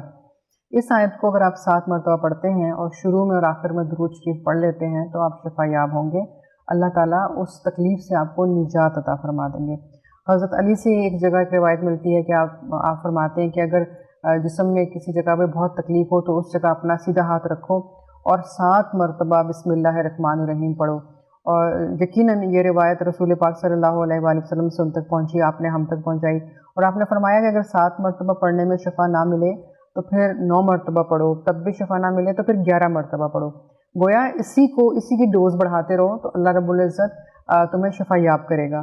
اسی طرح سے کچھ روایات میں ہمیں پتہ چلتا ہے کہ رسول پاک نے سورہ ناس کو بھی 11 مرتبہ پڑھنے کی تاکید فرمائی۔ آپ نے فرمایا کہ اگر جسم میں کہیں درد ہے، تکلیف ہے تو اور وہ ٹھیک نہیں ہو رہا تو اس جگہ پر سیدھا ہاتھ رکھو جہاں پہ تکلیف ہے یا درد ہے، اور پھر 11 مرتبہ سورہ ناس پڑھو، ہر مرتبہ بسم اللہ الرحمن الرحیم کے ساتھ، اور اس کے شروع میں اور آخر میں درود پاک پڑھنا نہیں بھولنا، وہ ضروری ہے۔ جب ہم درود پاک پڑھ کے کوئی بھی دعا پڑھتے ہیں اور کوئی بھی کلمات ادا کرتے ہیں، دعا مانگتے ہیں، تو یقیناً اس کی برکتوں میں اضافہ ہوتا ہے اور ہمیں شفا مل جاتی ہے۔ تو گویا یہ وہ کلمات ہیں جن کو ہمیں پڑھتے رہنا ہے، اپنے لیے بھی دوسروں کے لیے بھی، اور بچوں کو اس بات کی تلقین کرنی ہے کہ وہ ان آیات کو سیکھ لیں، ان کو سمجھ لیں، ان صورتوں کو یاد کر لیں، کیونکہ جب بچے صورتیں یاد کرنا شروع کرتے ہیں تو ابتدا میں تمام گھر والے جو ہیں وہ چھوٹی صورتیں جن میں سورہ فلق اور سورہ ناس بھی شامل ہے بچوں کو سکھائی جاتی ہیں۔ اگر یہ ایک پریکٹس بنا لیں کہ صبح گھر سے نکلنے سے پہلے آپ کو 3 مرتبہ سورہ فلق اور سورہ ناس پڑھنی ہے، اسی طرح جب آپ گھر آ جاتے ہیں اور مغرب کی نماز ادا کر رہے ہوتے ہیں تو مغرب کی نماز کے بعد اس کو 3 مرتبہ پڑھنا ہے، تو گویا پورے دن اور پھر پوری رات آپ اللہ کی امان میں آ جاتے ہیں۔ یہ بہت مختصر سی چھوٹی چھوٹی سی آیتیں ہیں، بہت چھوٹی چھوٹی سی صورتیں ہیں، لیکن ان کی فضیلتیں، ان کی برکتیں بہت زیادہ ہیں۔ اسی طرح سورہ فاتحہ کے حوالے سے جیسے میں نے آپ کو بتایا کہ اگر اس کو ہم 7 مرتبہ پڑھ کے دم کرتے ہیں یا 11 مرتبہ پڑھتے ہیں یا 9 مرتبہ پڑھتے ہیں اور آگے پیچھے درود شریف پڑھ کے، اسی طریقے سے آپ 3 مرتبہ درود شریف پہلے پڑھ لیں، 3 مرتبہ بعد میں پڑھ لیں، اور اگر آپ ایکولی درود شریف پڑھنا چاہ رہے ہیں کہ 11 مرتبہ جیسے سورہ فاتحہ پڑھی ہے تو شروع میں بھی آپ 11 مرتبہ درود شریف پڑھ لیں اور آخر میں بھی درود شریف 11 مرتبہ پڑھ لیں تو اس کی بہت زیادہ فضیلت ہے۔ پھر اگر آپ اس کو مسلسل پڑھیں کئی روز تک، اگر آپ کی تکلیف ٹھیک نہیں ہو رہی ہے، جیسے میں نے بیچ میں بھی آپ کو بتایا کہ اگر آپ اس کو 41 مرتبہ پڑھتے ہیں سورہ فاتحہ کو، جسے سورہ شفا بھی کہا جاتا ہے، تو بڑی سے بڑی تکلیف جو ہے اللہ تعالیٰ اس میں شفا عطا فرما دیتے ہیں۔ اگر آپ فجر کی نماز میں اس کی ایک عادت بنا لیں کہ فجر کی نماز پڑھنے کے بعد آپ نے درود شریف کے ساتھ سورہ فاتحہ کو 41 مرتبہ پڑھنا ہے، اور آپ خود بیمار ہیں تو اپنے اوپر دم کر لیں، اگر کوئی دوسرا بیمار ہے تو اس پر دم کر دیں، تو آپ یقین کریں کہ بہت جلد اللہ تعالیٰ ان پاک کلمات کی برکت سے شفا عطا فرماتے ہیں، اور کوئی بھی تکلیف، یہاں تک کہ بہت سے لوگوں نے کہا کہ کینسر جیسا مرض جو ہے وہ بھی سورہ فاتحہ سے اس سے شفا مل گئی ان مریضوں کو جن کے اوپر اس کا دم کیا گیا۔ تو اگر آپ کسی بھی صورت کو جو میں نے آپ کو بتائی ہیں ان میں سے، خاص طور سے سورہ فاتحہ کو بیماریوں کے حوالے سے پڑھتے ہیں تو شفا ملے گی، سورہ فلق اور ناس کو پڑھتے ہیں تو جادو سے بچاؤ کی صورت آپ کو ملے گی، اس کے علاوہ نظر بد سے بچاؤ ملے گا، اور پھر رسول پاک کی یہ تاکید کہ جب کوئی خوبصورت چہرہ دیکھو یا کوئی خوبصورت چیز دیکھو تو ماشاءاللہ لا قوت الا باللہ پڑھ لیا کرو، اس کی عادت بنا لیں تو یقیناً آپ خود بھی اللہ کی امان میں رہتے ہیں، دوسروں کو بھی اللہ کی حفاظت میں رکھتے ہیں، اور کبھی بھی بری نیت سے کسی چیز کو بار بار دیکھنا یا یہ سوچنا کہ بجائے رش کرنے کے آپ حسد کی نگاہ سے دیکھ رہے ہوں تو وہ اس شخص کو تو نقصان پہنچاتا ہی ہے، لیکن اصل میں آپ کو بھی نقصان پہنچاتا ہے، کیونکہ اللہ تعالیٰ فرماتے ہیں کہ جب کوئی شخص حسد کی نگاہ سے دوسرے کی طرف دیکھتا ہے تو وہ میری تقسیم پر اصل میں حسد کر رہا ہوتا ہے کہ اللہ نے اس کو کیوں نوازا اور مجھے کیوں نہیں نوازا۔ تو اللہ کی تقسیم پہ خوش رہنا چاہیے، نہ تو کسی کو بری نگاہ سے دیکھیں، نہ حسد کی یا بغض کی نگاہ سے دیکھیں کہ اس کو نقصان پہنچے، کیونکہ اس کو نقصان پہنچے گا لیکن ساتھ میں آپ کو بھی نقصان پہنچے گا۔ کوئی اچھی چیز دیکھیں ماشاءاللہ کہیں، اور بلکہ اللہ تعالیٰ کا شکر کریں اور کہیں کہ یا اللہ جس طرح تو نے اس کو عطا کیا ہے اس طرح مجھے بھی عطا کر، جب آپ ان لفظوں کے ساتھ کسی کو اچھی طرح سے دیکھتے ہیں، کسی کی کوئی کامیابی دیکھتے ہیں، کوئی خوبصورتی دیکھتے ہیں، کوئی اچھائی دیکھتے ہیں، اور کوئی کسی کے اچیومنٹ دیکھتے ہیں، اور آپ ان لفظوں کے ساتھ اس کو دعا دیتے ہیں، تو اللہ تعالیٰ پھر آپ کو بھی اس طرح سے عطا کرتے ہیں۔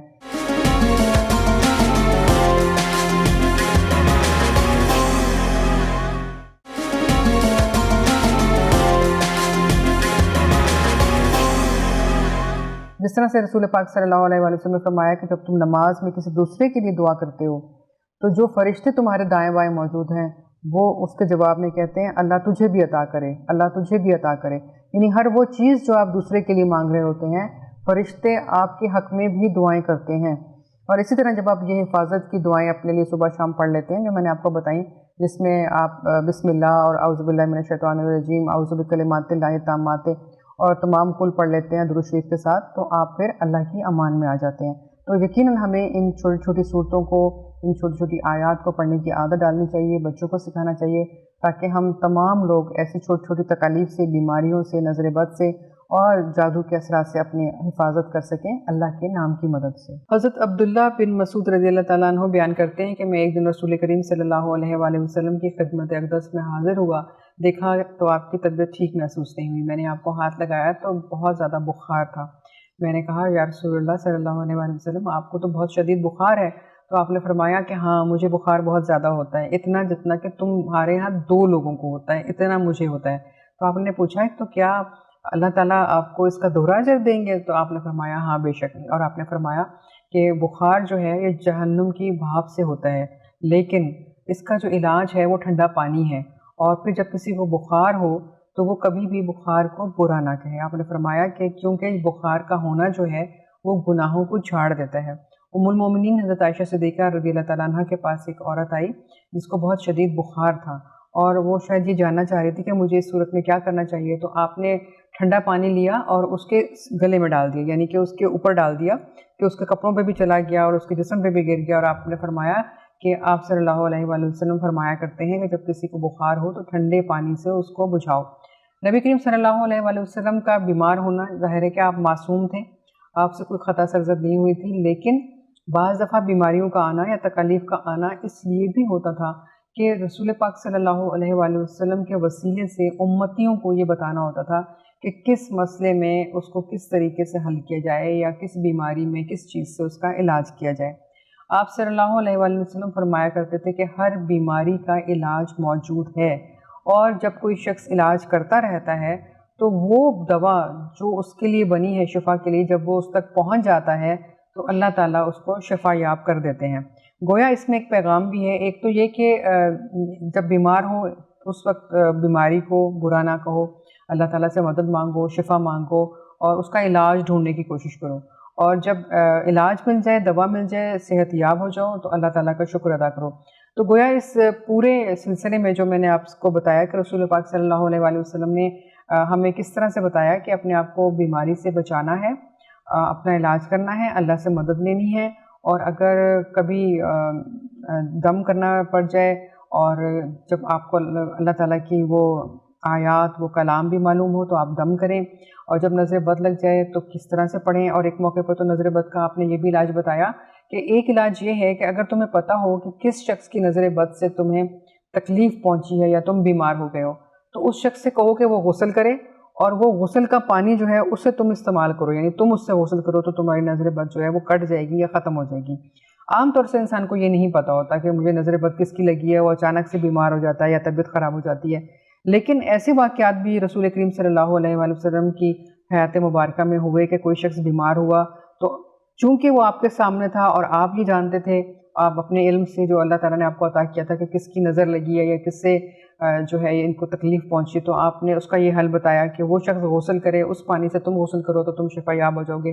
لیکن ظاہر ہے کہ ہر صورت میں ایسا ممکن نہیں ہے اور ہر دفعہ انسان کو پتہ بھی نہیں ہوتا، اسی لیے آپ صلی اللہ علیہ وآلہ وسلم نے اس کا علاج ہمیں بتایا کہ ہمیں سورہ فلق اور سورہ ناس پڑھنی ہے، اعوذ بکلمات اللہ التامات من شر ما خلق پڑھنا ہے، اس کے علاوہ ہمیں سورہ قلم کی آخری 2 آیات یعنی 51 اور 52 ان کو پڑھنا ہے 3 مرتبہ یا 5 مرتبہ یا 7 مرتبہ، اور دم کرنا ہے اس شخص کے اوپر جس کو نظر لگی ہے۔ تو یقیناً یہ وہ پاک کلمات ہیں، یہ وہ صورتیں ہیں جو آپ کی بیماری کو، آپ کی تکلیف کو، آپ کے درد کو شفا دیں گی، اس چیز کو دور کر دیں گی، اور آپ کو مسلسل کرتے رہنا ہے جب تک کہ آپ شفا یاب نہ ہو جائیں، اور جب آپ شفا یاب ہو جائیں تو آپ نے اللہ تعالیٰ کا شکر ادا کرنا ہے۔ تو سیرت رسول صلی اللہ علیہ وآلہ وسلم کے حوالے سے ایک اور خوبصورت آپ سے چیز ہم نے شیئر کی اور بتایا کہ رسول اللہ صلی اللہ علیہ وآلہ وسلم نے اپنی حیات مبارکہ میں کن کن معاملات کو، کن کن مسائل کو کس طرح سے حل کیا، اور اپنی امت کو ایک پیغام دے دیا کہ جب تم ان مسائل سے گزرو تو اس کو اس طرح سے حل کرنا، اور ان مسائل سے گزرو تو اس طرح سے حل کرنا۔ گویا ہر مسئلے کا حل موجود ہے، اور ہر مسئلے کے حل میں اللہ کا نام موجود ہے۔ اللہ کے نام میں برکت ہے، فضیلت ہے، وہ آپ کو شفا دیتا ہے، وہ آپ کو رحمت دیتا ہے، اور وہ آپ کو ہدایت اور رہنمائی بھی دیتا ہے۔ جب آپ کسی بھی بیماری میں یا مشکل میں اللہ تعالیٰ کو مسلسل یاد کرتے رہتے ہیں تو اللہ پاک کی ذات سے ہی آپ کو ہدایت مل جاتی ہے، رہنمائی مل جاتی ہے، شفا مل جاتی ہے۔ اس لیے کسی بھی مشکل میں، پریشانی میں، بیماری میں اللہ تعالیٰ کو نہ بھولیں، اللہ تعالیٰ کا ذکر کرتے رہیں۔ اور یہ مہینہ تو ہے ہی فضیلتوں کا، رحمتوں اور برکتوں کا، نہ صرف اپنے لیے بلکہ ان تمام لوگوں کے لیے دعا کرتے رہیں جو بیمار ہیں، جن کو شفا کی ضرورت ہے، جن کو اللہ کی رحمت کی ضرورت ہے۔ کیونکہ بعض دفعہ ایسا بھی ہوتا ہے کہ آپ دوسروں کے لیے دعا کر رہے ہوتے ہیں تو ان سے زیادہ اللہ تعالیٰ آپ کو نواز دیتا ہے، کیونکہ فرشتے آپ کے ساتھ دعا میں شامل ہو جاتے ہیں۔ اس لیے اپنا بہت خیال رکھیے اور اپنے پیاروں کے لیے دعا کرتے رہیے۔ ہمیں اجازت دیجیے، انشاءاللہ آپ سے پھر ملیں گے۔ اللہ حافظ۔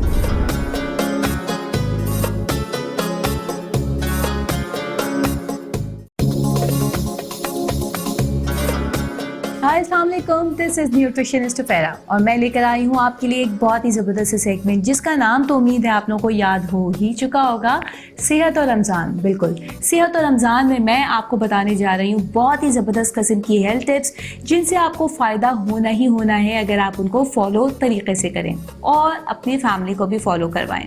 سوال میرے پاس آیا کہ واٹر میلن اتنی شدید گرمی میں کھانے کا تو بہت دل چاہتا ہے، لیکن اس سے بہت ساری بیماریوں اور پریشانیوں کا بھی خطرہ لاحق رہتا ہے، کیونکہ جس نے سوال کیا انہی کے جاننے میں کسی ایک کو تربوز کھانے کی وجہ سے فوڈ پوائزننگ ہو گئی۔ تو وہ پریشان ہے کہ یہ تو اتنا خوبصورت پھل ہے، اللہ تعالیٰ کی اتنی بڑی نعمت ہے، تو کیا یہ فوڈ پوائزننگ جو ہے وہ تربوز کی ہی وجہ سے ہوئی؟ اور اگر ہوئی ہے تو ہمیں کون سی ایسی احتیاط کرنی چاہیے، کیا ایسی پریکاشنز لینی چاہیے کہ ہم اس قسم کی بیماری سے محفوظ رہیں، کیونکہ تربوز تو ہمیں بہت پسند ہے۔ تو سب سے پہلے تو میں یہ آپ کو بتاتی چلوں کہ اگر آپ کو تربوز پسند ہے تو آپ واٹر میلن کی گرین ٹی مت لینا بھولیے، جو کہ آپ کو بالکل تربوز کا ہی فلیور دے گی، بلکہ بہت ہی کوئی زبردست سا ایک فلیور دے گی آپ کے ہاٹ بیوریج میں۔ لیکن ساتھ ساتھ تربوز کے بارے میں جہاں پہ ہم بات کر رہے تھے تو بالکل تربوز کے ساتھ نہ اس سے پہلے نہ اس کے بعد آپ نے پانی پینا چاہیے۔ تقریباً آدھے سے پون گھنٹے کے گیپ کے بعد آپ نے پانی لینا ہے۔ تربوز کے ساتھ آپ کسی بھی قسم کی روغن غذا آگے پیچھے نہیں کھا سکتے، صرف اور صرف تربوز کو انجوائے کیجیے۔ تربوز ایک بادشاہ پھل ہے جو اپنے ارد گرد میں کسی چیز کو برداشت نہیں کرتا، بس یہی کوٹ یاد رکھیے۔ اور تربوز کے ارد گرد نہ پانی پئیں اور نہ کسی اور چیز کو کھائیں، کیونکہ تربوز اٹسیلف اپنے اندر بہت سارے وائٹامنس رکھتا ہے، نیوٹرینٹس رکھتا ہے، تو یہ ایک بہت بہترین پھل ہے آپ کے لیے۔ اب واپس آتے ہیں ہم اپنے سیگمنٹ کی طرف۔ میں اپنے سیگمنٹ میں بتاتی چلوں کہ میرا جو ساتھ دے رہا ہے، آپ کو صحت مند رکھنے میں جو ساتھ دے رہا ہے وہ ہے لپٹن کی گرین ٹی۔ گرین ٹی میں بھی تربوز کا فلیور موجود ہے جناب۔ گرین ٹی کے بارے میں اگر میں بتاؤں تو گرین ٹی ایک ایسا بیوریج ہے جو کہ آپ کو بہت ساری بیماریوں سے، بہت ساری پریشانیوں سے محفوظ رکھ سکتا ہے، جس میں کہ اسکن کا خراب ہو جانا، جس میں کہ لیتھارجک ہو جانا، جس میں کہ انرجی لیول لو ہو جانا، جس میں کہ ہارٹ ڈیزیزز ہیں، بلڈ پریشر کا ہائی ہو جانا، کولیسٹرول لیول کا ہائی ہو جانا، یا پھر کینسر کا ہو جانا ہے۔ جی جناب، بالکل اتنی ساری بیماریوں سے آپ کو گرین ٹی اپنی حفاظت میں رکھے گا۔ تو گرین ٹی اگر آپ کے کچن میں موجود نہیں ہے جناب تو جلدی سے جائیے قریبی اسٹور سے لا کر اپنے گھر میں گرین ٹی ضرور رکھیے، کیونکہ اس میں موجودہ چیزیں، اس کی موجودہ نیوٹریشنل فیکٹس جو ہیں وہ آپ کو ان تمام بیماریوں سے حفاظت میں رکھیں گے۔ میں ایک ایک کر کے بتاتی چلوں۔ اگر اوبیسٹی کی بات کرتے ہیں، ویٹ لاس پر آتے ہیں، تو گرین ٹی سے بہتر آپ کے پاس کوئی چیز نہیں ہے جس سے آپ بہت اچھے طریقے سے ویٹ ریڈیوس کر سکتے ہیں، because it will help you a lot. اس میں موجودہ کیتھیکنز جو ہیں وہ آپ کے فیٹ کو اسٹور ہونے سے بھی روکتے ہیں اور ساتھ میں فیٹ برننگ میں بھی ہیلپ کرتے ہیں۔ تو جب نہ تو آپ کا فیٹ اسٹور ہونا ہے اور ساتھ میں برن بھی ہونا ہے، تو موٹاپے کی تو وجہ ہی آپ کی باڈی میں موجودہ فیٹ ہوتا ہے۔ تو اس لیے گرین ٹی بہت ہی فائدہ مند ہے آپ کے ویٹ لاس کے لیے۔ ساتھ میں اس میں موجودہ لیوونائز جو ہیں وہ آپ کے کولیسٹرول کو ہائی ہو جانے سے محفوظ رکھتے ہیں اور ساتھ میں بلڈ پریشر بھی کنٹرول رکھتے ہیں، جس کی وجہ سے آپ ہارٹ کی جو بیماریاں ہوتی ہیں جو کہ جان لیوا بیماریاں ہوتی ہیں ان سے محفوظ رہیں گے، کیونکہ ہارٹ کی بیماریاں کا جو سبب ہوتا ہے وہ ہوتا ہے کولیسٹرول کا بڑھ جانا یا پھر بلڈ پریشر کا ہائی ہو جانا۔ اگر آپ کا بلڈ پریشر ذرا سا بھی آپ کو خطرہ لگتا ہے کہ ہائی ہوتا ہے تو پلیز اپنا بہت زیادہ خیال رکھیں، ریگولر چیک اپ کرواتے رہیں۔ بلڈ پریشر چیک کرنے کی مشین آپ کے گھر میں موجود ہونی چاہیے۔ بلڈ پریشر ہائی ہونے کی انڈیکیشنز کیا ہیں کہ آپ کے سر میں درد ہو رہا ہے یا آپ بہت زیادہ ہیوی فیل کر رہے ہیں، ڈراؤزی فیل کر رہے ہیں، نیند بہت زیادہ آ رہی ہے، یہ والی جو جگہ ہوتی ہے یہاں پہ بہت شدت سے درد ہوتا ہے، یا سویلنگ کا ہو جانا۔ ہر انسان کی اپنی جسامت اور اپنی فزیکل کنڈیشن کے لحاظ سے ڈفرینٹ سمٹمز ہوتے ہیں، لیکن بلڈ پریشر ہائی ہو جانا it self is very dangerous. Please take a lot of care اور ان چیزوں کا خیال رکھیے، اور اس کے لیے ضروری ہے کہ آپ کے گھر میں بلڈ پریشر چیک کرنے کا آلہ موجود ہونا چاہیے۔ جی، یہ چھوٹی چھوٹی احتیاط ہوتی ہیں جو کہ ہمیں اپنی اور اپنے پیاروں کی زندگیاں بہت عزیز ہوتی ہیں، اس کے لیے لازمی ہے کہ ہم یہ تمام چیزوں کا خیال رکھیں اور یہ چیزیں ہمارے گھر میں موجود ہو۔ جہاں ہم اتنی ساری شاپنگ کر رہے ہوتے ہیں وہاں ہم صحت سے ریلیٹڈ قیمتی چیزوں کو اپنے گھر میں اپنے پاس کیوں نہ رکھیں۔ رمضان ہمارے گھروں میں آتے نہیں ہیں کہ ہم اپنے دسترخوانوں کو رنگا رنگ چیزوں سے سجا دیتے ہیں، جس میں بہت خوبصورت رنگ کے فروٹس بھی ہوتے ہیں، پکوڑے، سموسے، جلیبیاں بھی ہوتی ہیں، لیکن ساتھ میں بہت سارے کلرفل سے بیوریجز بھی ہوتے ہیں جن کو ہم مشروب بھی کہہ سکتے ہیں، شربت بھی کہہ سکتے ہیں۔ اچھا تو بہت لگتا ہے اتنی شدت کی گرمی میں ٹھنڈا ٹھنڈا شربت پینا روزہ کھولنے کے بعد، لیکن اس میں شوگر کانٹینٹ بہت ہائی ہوتا ہے جو کہ آپ کی صحت کے لیے نقصان کرتا ہے۔ میرا ہمیشہ سے سجیشن ہے کہ جب آپ روزہ کھول رہے ہیں تو 1 گلاس پانی لیں اور اس کے بعد 2 کھجوریں لیں اور نماز کے لیے کھڑے ہو جائیں۔ نماز پڑھنے کے بعد جو آپ نے لینی ہے چیز وہ ہے ایک فروٹ چاٹ کا بول، یا پھر آپ دہی بڑے لے سکتے ہیں یا پھر چھولے لے سکتے ہیں۔ یہ تینوں چیزیں ایک ہیلدی ڈش ہے جو کہ آپ کے دسترخوان پہ یوزلی موجود ہی ہوتی ہے رمضانوں میں، لیکن بہت سارا پانی پی لینا یا بہت سارا میٹھا شربت پی لینا آپ کی صحت کے لیے نقصان دہ ثابت ہو سکتا ہے، کیونکہ اتنی دیر فاسٹنگ میں رہنے کے بعد جب آپ ایک دم سے ہائی شوگر لیول کا ڈرنک پیتے ہیں تو وہ آپ کی شوگر لیول کو ہائی کر سکتا ہے۔ میں آپ کو ریکمینڈ کروں گی، سجیسٹ کروں گی کہ آپ اتنے ہائی شوگر لیول کے ڈرنکس کو ریپلیس کریں لپٹن کی گرین ٹی سے، تاکہ آپ صحت مندانہ طریقے سے اپنے روزے کو گزار سکیں۔ اور لپٹن ٹی میں موجود ہے ایک یونیک امینو ایسڈ جس کا نام ہے تھیانائن، کیفین کے ساتھ مل کر آپ کو ایک الگ انرجی کا بوسٹ دے گا، جو کہ آپ کی کھوئی ہوئی انرجی جو کہ روزہ کھولنے کے بعد میٹابولک ریٹ ہائی ہو جانے کی وجہ سے کہیں گم ہو جاتی ہے، وہ واپس لے آئے گا اور آپ ہو جائیں گے انرجیٹک اور آپ کی انرجی ہو جائے گی بوسٹ، اور آپ ساتھ میں آگے آنے والی عبادتیں جو کہ عشاء کی نماز ہو گئی، تراویح ہو گئی اور دیگر گھر کے کام ہو گئے وہ خوش اسلوبی کے ساتھ انجام دے سکتے ہیں، اور جی راتوں کی عبادات بھی بہت اچھے طریقے سے پرفارم کر سکتے ہیں۔ عبادت کے دوران بھی آپ چاہیں تو لپٹن کی گرین ٹی کا 1 کپ لے سکتے ہیں، جو کہ آپ کو کہیں سے بھی نقصان تو نہیں بلکہ فائدہ ضرور کرے گی۔ اسی کے ساتھ ساتھ اگر میں اسکن کی کیئر پر آؤں تو کون چاہتا ہے کہ خوبصورت نہ دکھے یا خوبصورت اسکن کا مالک نہ ہو، تو اس کے لیے بھی میں بتاتی چلوں کہ گرین ٹی بہت فائدہ مند ہے، کیونکہ اس میں موجود ہے اینٹی آکسیڈنٹس، آپ کی باڈی کی ڈیمیج سیلز کو ریپیئر کرتے ہیں اور آپ کی اسکن دکھتی ہے خوبصورت، گلوئی اینڈ فریش۔ جی بالکل، اگر آپ کی باڈی میں اینٹی آکسیڈنٹس ایک اچھی مقدار میں جاتے رہیں تو وہ آپ کی باڈی کی ڈیمیج سیلز کو ریپیئر کرتے رہتے ہیں، جس سے نہ کہ صرف اسکن بہت خوبصورت دکھتی ہے بلکہ آپ کے اندر کسی بھی قسم کا انفیکشن ریز ہونے سے بچا رہتا ہے، خاص طور پہ cancer it self is an infection, جو کہ اگر آپ گرین ٹی لے رہے ہیں تو اس سے بھی آپ محفوظ رہ سکتے ہیں۔ دیکھا آپ نے گرین ٹی میں کتنے سارے فائدے ہیں، 1 نہیں، 2 نہیں، 3 نہیں، 4 نہیں، بلکہ بے شمار فائدے۔ اور رمضان میں اتنی سخت گرمی میں اگر آپ کو لگے کہ you don't want to take a hot beverage, تو آپ اس کو چلڈ فارم میں بھی لے سکتے ہیں۔ اس کا طریقہ یہ ہے کہ آپ نے اس کو اسی طریقے سے گرما گرم چائے کے طور پہ بنانا ہے اور اس کو پھر روم ٹیمپریچر پہ لا کے کرشڈ آئس کے ساتھ آپ اپنے گھر والوں کو سرو کر سکتے ہیں۔ آپ اس میں تربوز کے کیوبس بھی ڈال سکتے ہیں، ساتھ میں آپ اس میں لیمن جوس بھی ایڈ کر سکتے ہیں اور اس کو اپنے فیملی کو سرو کر سکتے ہیں. اور اس سے ایک جو انرجی کا بوسٹ آئے گا، اس سے جو ایک فیل آئے گا فریشنس کا، اس کے بعد آپ مجھے ہی دعائیں دینے والے ہیں کہ نیوٹریشنسٹ آف ایرا نے ہمیں کتنی اچھی چیز ریکمینڈ کی ہے. تو دیکھا آپ لوگوں نے کہ کتنی سارے فوائد ہیں ایک گرین ٹی میں چھپے ہوئے، اور اس کے ساتھ ساتھ میں نے جو آپ کو ہیلتھ ٹپس دی ہیں آئی ایم شیور کہ آپ اس کو فالو کریں گے. ضرور اپڈیٹ کیا کیجیے، ہمیں میسج کیا کیجیے، میرے انسٹاگرام پہ میسج کیا کیجیے اور بتائیں کہ کیسا لگا آپ کو یہ سیگمنٹ اور آپ مجھ سے اور کیا کیا چیزیں جاننا چاہتے ہیں. مجھے اجازت دیجیے. دس از نیوٹریشنسٹ آف ایرا. انشاءاللہ تعالیٰ کل ملاقات ہوگی. اللہ حافظ.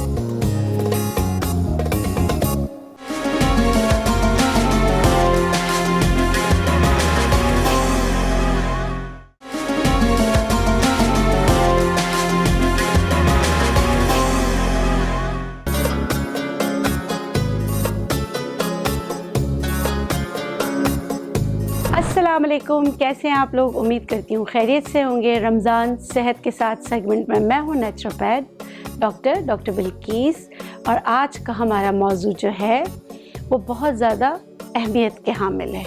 اہمیت کا حامل کیوں ہے؟ کیونکہ میں اس کو کہتی ہوں کہ وہ جو آرگن ہے وہ ہمارا کیمیکل لیبارٹری ہے، وہ جو ہے ہمارا باورچی خانہ ہے، وہ ہمارے غذاؤں کو ڈسٹریبیوٹ کرنے میں اور جو ہے نا چیزوں کو ہر جگہ پہنچانے میں مدد کرتا ہے. واحد اللہ تعالیٰ نے اس میں یہ رکھا ہے کہ وہ جو ہے گرو بھی ہو جاتا ہے. کوئی بھی آرگن گرو نہیں کرتا مگر وہ کر جاتا ہے. بہت سارے لوگ سمجھ گئے ہوں گے میں بات کر رہی ہوں جگر کی. اسی لیے ہم اپنے پیاروں کو جن کا نام لیتے ہیں تو ہم کہتے ہیں وہ تو میرا جگر ہے. یعنی جگر اتنا ایسا ورڈ ہے کہ ہر ایک کو پتہ ہے، اور لیکن آپ کو پتہ ہے اپنے پیارے کا بہت خیال رکھنا پڑتا ہے. اپنے پیارے کا خیال کس طرح آپ رکھیں گے؟ چھوٹی چھوٹی ٹپس میں آپ کو بتاتی ہوں. ہمیشہ لیور ڈیٹاکسیفیکیشن پہ جائیں. ہمیشہ جو ہے نا ساری عورتیں جو مجھے سن رہی ہیں ان کو پتہ ہے نا کہ جب ہمارا کچن ہی صحیح نہیں ہوگا تو ہم اچھی غذائیں کیسے بنائیں گے؟ جب ہمارا برتن ہی صحیح نہیں ہوگا تو. اسی طرح یہی حال ہمارے جگر کا ہے. جگر خون کو ڈسٹریبیوٹ کرتا ہے، چیزوں کو اپنے پاس رکھتا ہے، لیکن یہ جگر بیمار ہو جاتا ہے جب ہم بہت زیادہ مرغن غذائیں کھاتے ہیں. میرے خیال سے، میرے حساب سے 10 میں سے 1 بندہ یا 2 بندے، یا اس کا ریشو اب بہت زیادہ بڑھ گیا ہے، ہر کوئی کہتا ہے کہ فیٹی لیور ہے. اب فیٹی لیور ہونا تو ایک فیشن بن چکا ہے، لیکن یہ ہے تو شرم کی بات. فیٹی لیور کیوں ہوا؟ جب لیور فیٹی ہو جاتا ہے اس کے بعد دوسرے امراض، اور آپ کو پتہ ہے کہ جگر جب خراب ہونے لگتا ہے تو ہمارے پیٹھ میں، کندھوں میں درد سٹارٹ ہو جاتا ہے. ہم اس چیز کو اگنور کرتے ہیں. پتے میں پتھری، پتا بھی جو ہے وہ جگر کا حصہ ہے. ہمیں ان دونوں کا خیال رکھنا ہے. ہم ان دونوں کا خیال کیسے رکھیں گے؟ سب سے پہلے صبح اٹھ کے جو آپ پانی پئیں وہ ہمیشہ لوک وارم پانی پئیں. اس کے بعد اپنی کوئی غذائیں استعمال کریں یا کوئی بھی ٹوٹکا کریں، کوئی بھی ریمیڈی کریں. پہلے ہائیڈریٹ یور باڈی، اپنی باڈی کو ہائیڈریٹ کریں. اس کے بعد املی آلو بخارا بہت بہترین ہے لیور ڈیٹاکسیفیکیشن پہ. ہم نے ہمیشہ لیمبو پانی سنا ہے، شہد پانی سنا ہے، لیکن 1 املی 3 آلو بخارے آپ کے جگر کو نئی زندگی دینے میں آپ کی مدد کرتے ہیں. آپ نے کیا کرنا ہے؟ 3 آلو بخارے 1 املی کو رات کو پانی میں ڈھک کر رکھ دیں. صبح اس کو مل چھان کر پی لیجئے. یہ جو ہے بہت بینیفیشل ہوتا ہے جگر کے امراض کے لیے بھی، جگر کو نئی حیات دینے کے لیے بھی. اب جگر میں دیکھیں hepatitis A B C D E کہاں تک ہم پہنچ چکے ہیں. اور جگر کو اچھا رکھنے کے لیے قدرت کے قریب آئیے. بہت ساری ایسی چیزیں جو انسان نے بنائی ہے وہ استعمال نہیں کیجیے. اور جو ہے نا جگر کو صحیح رکھنے کے لیے اور پانی کو ابلا ہوا پئیں، کیونکہ آپ کو پتہ ہے نا ہیپیٹائٹس، ابھی گرمیاں ہیں تو ہیپیٹائٹس یہ کتنا پھیلے گا؟ وہ کس سے پھیلتا ہے؟ وہ گندے پانی سے، گندی غذاؤں سے. تو پلیز اپنا خیال رکھیں. بازاری گلی سڑی چیزیں، باسی چیزیں نہ کھائیں، تازہ بنا کے کھائیں. اور بہت ساری گروپس کو ایک ساتھ مکس کر کے نہ کھائیں. ہمیشہ جو ہے نا اپنا دسترخوان جتنا سادہ رکھیں گے اتنا ہی آپ کے جگر کو نئی زندگی ملے گی. اس کے علاوہ ایک اور نسخہ میں آپ کو بتا دیتی ہوں. ایک قہوہ ہے جو آپ کی بہت مدد کرے گا. آپ نے گلاب کی پتیاں، سونف اور پہاڑی پودینہ ہم وزن پیس کر پاؤڈر بنا کے رکھ لیں، لیکن گلاب کی پتیاں دیسی ہونی چاہیے. اس کا قہوہ بنا کے دن میں 2 بار پیجیے. آپ کو جگر کے کوئی بھی امراض ہو لیکن یہ آپ کی مدد کرے گا.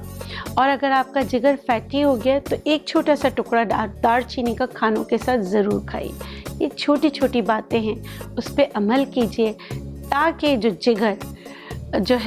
جگر یعنی لیور، اس کی صحت کو برقرار رکھیں، تاکہ یہ صحت مند ہو کے ہمارے باڈی میں جو ڈسٹریبیوشن ہے، جو چیزیں ہیں، جو ہم غذائیں کھاتے ہیں، جب وہ جگر سے گزرتی ہیں، کچھ چیزیں وہ اپنے پاس رکھتا ہے، کچھ چیزیں ہماری ڈسٹریبیوٹ کر دیتا ہے ہمارے خون کے ذریعے ہماری پوری باڈی میں. تو اس کا خیال رکھیں. اس کا خیال رکھیں گے تو آپ کی زندگی آسان ہوگی. تو میں امید کرتی ہوں کہ یہ چھوٹی باتوں پہ آپ عمل کریں گے. اور اس کے ساتھ مجھے دیجیے اجازت. انشاءاللہ پھر ملیں گے کل ایک نئے موضوع کے ساتھ.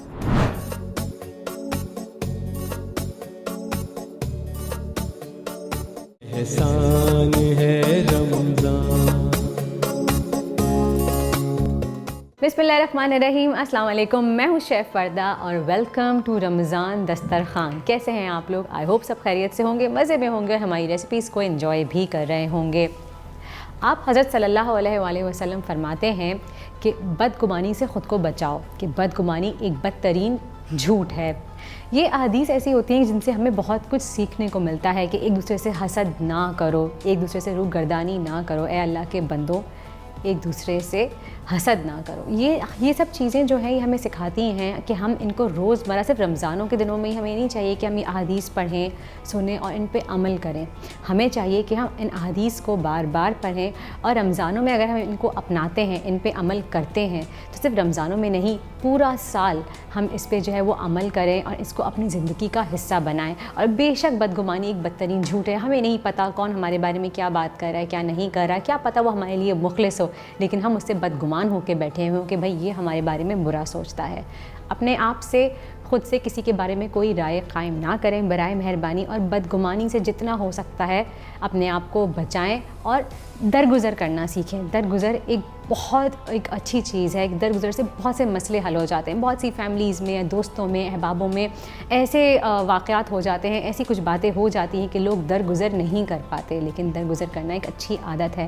آپ صلی اللہ علیہ وسلم فرماتے ہیں کہ اگر تمہاری معافی مانگتے ہوئے اگر تمہاری عزت میں کوئی تھوڑی تمہیں محسوس کمی ہو کہ کمی ہو گئی ہماری عزت میں، تو قیامت کے روز تم مجھ سے لے لینا. کتنی ہی بڑی بات ہے. جب ہمارے پیارے نبی اتنی بڑی بات فرماتے ہیں تو ہماری کیا اوقات ہے. ہم ان کی تو کیا کہتے ہیں کہ ان کے دھول کے ذرے برابر بھی نہیں ہیں. پھر کہاں سے ہماری عزت اتنی بڑی ہو جاتی ہے کہ ہم کہتے ہیں جی ہم کسی کو درگزر نہیں کریں گے، ہم کسی کو معاف نہیں کریں گے. تو جناب برائے مہربانی ان باتوں کو سیکھیں، سمجھیں، اپنی فیملی کو سمجھیں، اپنے بچوں کو سمجھیں اور اس پہ عمل کریں تاکہ ہم اپنی زندگی ایک خوش اسلوبی سے گزار سکیں. اور اسی کے ساتھ ہی ہم شروع کرتے ہیں آج کا شو، جو ہم کہتے ہیں کہ سب سے پہلے جب ہم بات کر رہے ہیں کہ اپنی فیملی کو سکھانے کی، تو ہمیں اپنی فیملی کو، اپنے گھر والوں کو سیف رکھنے کے لیے یہ بھی سکھانا ہے کہ ہمیں اپنانی ہے ایک چھوٹی سی عادت، جو کہ ہے بار بار ہاتھ دھونے کی. لیکن بار بار ہاتھ دھونے کی عادت کسی عام صابن سے نہیں، ہمیں بار بار ہاتھ دھونے ہیں ڈیٹول کے اینٹی بیکٹیریل ہینڈ واش اور سوپ سے. کیونکہ کرونا وائرس کی تیسری لہر جو ہے وہ بہت خطرناک ہے اور بہت سے لوگ اس کے حادثے کا شکار ہو رہے ہیں. تو آئیے سب سے پہلے ہم بھی اپنے ہاتھ دھو لیتے ہیں ڈیٹول سے. جی جناب السلام علیکم. یہ ہمارے جو ہیں وہ ایک ریپرزینٹیو ہیں ڈیٹول کے، ہمارے بھائی ہیں جو ہر روز یہاں پہ ہمارے لیے کھڑے ہوتے ہیں، میری مدد کرتے ہیں ہاتھ دھونے میں. تو بہت بہت شکریہ آپ کا جناب. Dettol antibacterial hand wash سے ہاتھ دھونے سے پہلے میں آپ کو انٹروڈیوس کروانا چاہوں گی. اب تو آپ لوگ جو ہے وہ انٹروڈیوس تو ہو ہی گئے ہوں گے، بلکہ میں آپ کو ریمائنڈ کراؤں گی کہ اگر ابھی تک آپ لوگوں نے اپنے گھر میں یہ نہیں خریدا ہے تو جا کے ابھی خرید کے آئیے. اور یہ ہے ہمارا ڈیٹول کا all in one disinfectant spray, جس کی وجہ سے آپ کو جو ہے وہ بار بار اسپرے گن میں ڈیٹول اور پانی بنانے کی ضرورت نہیں ہے اپنے گھر کو ڈس انفیکٹنٹ کرنے کے لیے، بلکہ ڈیٹول کا آپ صرف یہ آل ان ون جو ہے وہ ڈس انفیکٹنٹ اسپرے لے آئیں. اور بس اتنا سا کرنا ہے آپ نے کہ اس کو شیک کرنے میں تھوڑی سی محنت کرنی ہے.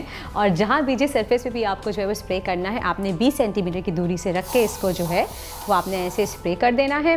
اور اس کے بعد وائپ آف کرنے کی بھی ضرورت نہیں ہے جناب, اتنی محنت بھی نہ کریں آپ. ڈیٹول نے ہماری لائف جو ہے وہ بہت ہی آسان کر دی ہے. یہ خود بخود ہی جو ہے وہ ہوا میں جو ہے وہ خشک ہو جائے گا, ڈرائی ہو جائے گا, اور جو بھی سرفیس ہے آپ کی اس کو وہ ڈس انفیکٹنٹ کر دے گا. یہ آپ جو ہے وہ کاؤنٹر ٹاپس پہ, باتھ روم کے ٹاپس پہ, ماربل پہ, صوفہ پہ, فرنیچرز پہ, ٹیبلز پہ, ڈور کے نابس پہ, آپ جہاں چاہیں ان کو یوز کر سکتے ہیں. لیکن آپ نے 2 چیزوں کا خیال رکھنا ہے کہ یہ پروڈکٹ جو ہے ڈس انفیکٹنٹ اسپرے یہ فلیمیبل ہے. آپ نے اس کو چولہے کے پاس, آگ کے پاس نہیں کرنا. جب چولہا جل رہا ہو اس وقت آپ نے اس کو یوز نہیں کرنا. گاڑی میں آپ نے اس کو نہیں رکھنا. ان شارٹ آپ نے اس کو گرمی سے بچانا ہے. لائک گرمی والی جگہ پہ جہاں پہ زیادہ گرمی ہوتی ہے وہاں پہ آپ نے نہیں رکھنا, کیونکہ یہ آگ پکڑ سکتا ہے. اور دوسری بات یہ کہ جب بھی آپ اس کا استعمال کرتے ہیں اپنے کچن کاؤنٹر ٹاپ کے اوپر, تو کم سے کم بھی کوشش کریے 30 to 45 منٹس تک آپ چولہا نہ جلائیں, تاکہ ہم اپنے آپ کو کسی بھی خدا نخواستہ حادثے سے محفوظ رکھ سکیں. تو یہ ہماری کچھ پریکاشنز ہیں جن کو آپ نے فالو کرنا ہے. اور اب چلتے ہیں ہاتھ دھونے کی طرف, کیونکہ جراثیم کا خاتمہ بھی تو کرنا ہے ہمیں Dettol antibacterial hand wash سے. جناب تھینک یو سو مچ. میں نے ہاتھ جو ہیں وہ ویٹ کر لی ہیں. آپ ٹیپ واٹر بند کر دیجئے پلیز. میں بار بار کہتی ہوں کہ برائے مہربانی پانی کا ضیاع جو ہے وہ نہ کریں. میں یہاں پہ یوز کر رہی ہوں ڈیٹول کا antibacterial hand wash. Dettol کا اینٹی بیکٹیریل سوپ بھی ہے, اور ڈیٹول دیتا ہے ہمیں 100% کرونا وائرس کے جراثیم سے تحفظ. بلکہ نہ صرف کرونا وائرس کے جراثیم سے, بلکہ 100 قسم کی مختلف بیماریاں پھیلانے والے ایسے جراثیم بھی ہیں جن سے ڈیٹول ہمیں جو ہے وہ حفاظت فراہم کرتا ہے. اور ایک چھوٹا سا تحفظ کا دائرہ ہم بنا لیتے ہیں یہ عادت اپنا کے اپنی فیملی اور اپنے گھر والوں کے ارد گرد. جناب ہاتھ جو ہیں وہ دھل گئے ہیں. اسٹیپس تو آپ کو یاد ہو ہی گئے ہوں گے, کیونکہ اب میں آپ کو نہیں بتاؤں گی بلکہ آپ لوگ میرے ساتھ ساتھ دھوئیں گے. جناب ہاتھ ہمارے دھل گئے ہیں اور میں اس کو رنس آف کر لیتی ہوں سوپ کو. چلیں جی یہ ہو گیا. اور اب کیا کرنا ہے ہمیں, اب ہم یوز کریں گے روز پیٹل کا الٹرا سافٹ ٹیشو پیپر, کیونکہ ہم چاہتے ہیں کہ ہمارے ہاتھ دھونے کے بعد جو ہے وہ جراثیم سے پاک ہو جائیں اور جراثیم ان میں نہ رہے. تو اس لیے ہم یوز کریں گے ٹیشو پیپرز روز پیٹل کے الٹرا سافٹ, اور یوز کرنے کے بعد ہم اس کو ڈسکارڈ کر دیں گے. This is called safety, perfect safety, یعنی کہ پرفیکٹ جو ہے وہ آپ کا بچاؤ ہے جراثیم کے خلاف ڈیٹول اور روز پیٹل کے ساتھ. جی جناب تو چلتے ہیں اب ہماری کوکنگ کی طرف. آج ہم کیا بنا رہے ہیں, آج بھی ہم بنا رہے ہیں بہت ہی مزے کی ریسیپی, لیکن آج جو ہم بنا رہے ہیں وہ ہم بنا رہے ہیں رول. اور ہم کوئی نارمل رول نہیں بنا رہے, ہم بنا رہے ہیں چکن 65 رول. اب یہ چکن 65 رول کیا ہے, اسٹارٹ کرتے ہیں, پھر ساتھ ساتھ بتاتے بھی ہیں آپ کو کہ اس کا نام چکن 65 کیوں ہے, یہ بھی تو ایک کویسچن ہے. جناب سب سے پہلے میں یہاں پہ لے لیتی ہوں ایک ایمٹی بول, کیونکہ مجھے کرنی ہے میرینیشن. سب سے اس کے لیے میرے پاس یہاں پہ ہے 400 گرام جو ہے وہ چکن ہے میرے پاس, جس کو میں نے کیوبس میں کٹ کر لیا ہے, وہ میں اس میں ایڈ کر دیتی ہوں. اچھا میرینیشن میں جائے گا ہمارے پاس نمک, 1 ٹی اسپون اس میں ڈالا نمک. لہسن ادرک کا پیسٹ جائے گا اس میں 1 ٹی اسپون. لال مرچ پاؤڈر, اس میں اگر کشمیری لال مرچ آپ کے پاس ہے تو وہ بھی آپ ڈالیے گا, وہ اس کا اوریجنل اوتھینٹک فلیور آئے گا. ہمارے پاس یہاں پہ کشمیری لال مرچ نہیں تھا, ہم نارمل مرچ ڈال رہے ہیں اس میں 1 ٹی اسپون. لیکن اگر کشمیری مرچ اویلیبل ہے آپ کے پاس تو وہ ڈالیے گا, اس کا کلر اور اس کی خوشبو بہت ہی مزے کی آئے گی. لیمن جوس ڈالیں گے جناب یہاں پہ 1 to 2 ٹیبل اسپون. گرم مسالہ پاؤڈر 1/2 ٹی اسپون. اور اس میں ہم ڈالیں گے ریڈ فوڈ کلر. ریڈ ہی ڈالنا ہے آپ نے, کیونکہ چکن 65 کا جو ایکچوئل کلر ہوتا ہے وہ ریڈ ہی ہوتا ہے. اور اس کو ہم مکس کر لیتے ہیں ایسے. اس کو ہم نے میرینیشن ٹائم دینا ہے 30 منٹس کے لیے. ہمارے پاس کیونکہ ٹائم نہیں ہوتا اتنا تو میں یہاں پہ فوراً ہی اس کو فرائی کر لوں گی, لیکن آپ نے اس کو لازمی جو ہے وہ 30 منٹس کا ٹائم دینا ہے. یہ دیکھیے تھوڑا سا میں اور ریڈ فوڈ کلر ایڈ کر رہی ہوں اس میں, کیونکہ پراپر ہمیں چاہیے اس کا ریڈ کلر.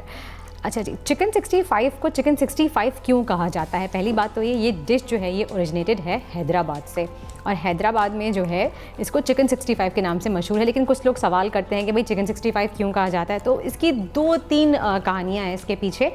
کہ بھئی کچھ لوگ کہتے ہیں کہ ایک شیف تھے جنہوں نے اس کو جو ہے وہ 1965 میں انٹروڈیوس کروایا تھا, تو اس لیے اس کا نام چکن 65 لگ پڑ گیا. کچھ لوگ کہتے ہیں کہ بھائی اس کا نام جو ہے, اس میں مسالے بہت اسپائسی بنتا ہے یہ, تو اس کو جو ہے وہ اسپائسی کرنے کے لیے انہیں 65 طرح کے مسالے استعمال کیے تھے, تو چکن 65 نام پڑ گیا. اب نام تو پڑ گیا لیکن اب ہمیں نہیں پتہ کہ ایکچوئل کہانی جو ہے وہ کیا ہے اس کی, تو ہم اسی نام سے جانتے ہیں کہ چکن 65 ہے یہ. تب اسٹارٹ کرتے ہیں. میرینیشن جو ہے وہ ہماری یہاں پہ ہو چکی ہے, اسٹوو آن کر لیتے ہیں کیونکہ ہم بنا رہے ہیں paratha roll, chicken 65 paratha roll, تو اس کے لیے مجھے پراٹھے چاہیے. تو میں زیادہ اس کو نہیں کوک کروں گی, صرف میں نے تھوڑا سا آئل ڈال کے اس کو بھوننا ہے, اس کے مسالوں کو پراپر طریقے سے ہم نے پکا لینا ہے. اور کوکنگ آئل میں کون سا یوز کروں گی آپ جانتے ہیں, میں چاہتی ہوں ہمارے تمام کھانے بنے امیونٹی سے بھرپور, کلونجی کی امیونٹی سے بھرپور, تو اس لیے میں صرف یوز کروں گی ڈالڈا کلونجی کنولا آئل, جو کہ پاکستان میں پہلی بار انٹروڈیوس کروایا ہے ڈالڈا نے. کلونجی آئل کو کوکنگ آئل میں مکس کرنا کوئی آسان کام نہیں ہے, لیکن ڈالڈا نے اپنی مہارت کے ذریعے یہ کر کے دکھایا ہے, ہمارے لیے بنایا ہے ایک امیونٹی سے بھرپور آئل جو کہ آپ کے سامنے ہے. کلونجی کی افادیت سے ہم سب واقف ہیں ماشاءاللہ, ہم سب کو پتہ ہے کلونجی میں جو ہے کتنے نیوٹرینٹس ہیں, وہ ہمارے لیے کتنی اچھی ہے, کتنی صحت کے اس کے فوائد ہیں. تو اب آپ دیکھیے اگر کوکنگ آئل میں کلونجی کا آئل جو ہے وہ شامل ہو جائے تو آپ سمجھ سکتے ہیں کہ ہمارے تمام کھانے جو ہیں وہ کتنے فل آف نیوٹرینٹس ہو جائیں گے, کتنے ہمارے لیے صحت بخش ہو جائیں گے. جناب یہاں پہ میں یوز کروں گی 1 to 2 table spoon Dalda kalonji canola oil, that's it. اور جیسے ہی آئل گرم ہوگا اس میں ہم جو ہے جو ہماری میرینیٹڈ چکن ہے چکن 65 وہ ہم ڈال کے اس کو پکا لیں گے, اور پھر اس کے بعد ہم بتائیں گے آگے کیا کرنا ہے. پہلے چکن تو پک جائے. جی آئل جو ہے وہ گرم ہو گیا ہے اور یہ ڈال دی ہم نے اس میں chicken 65.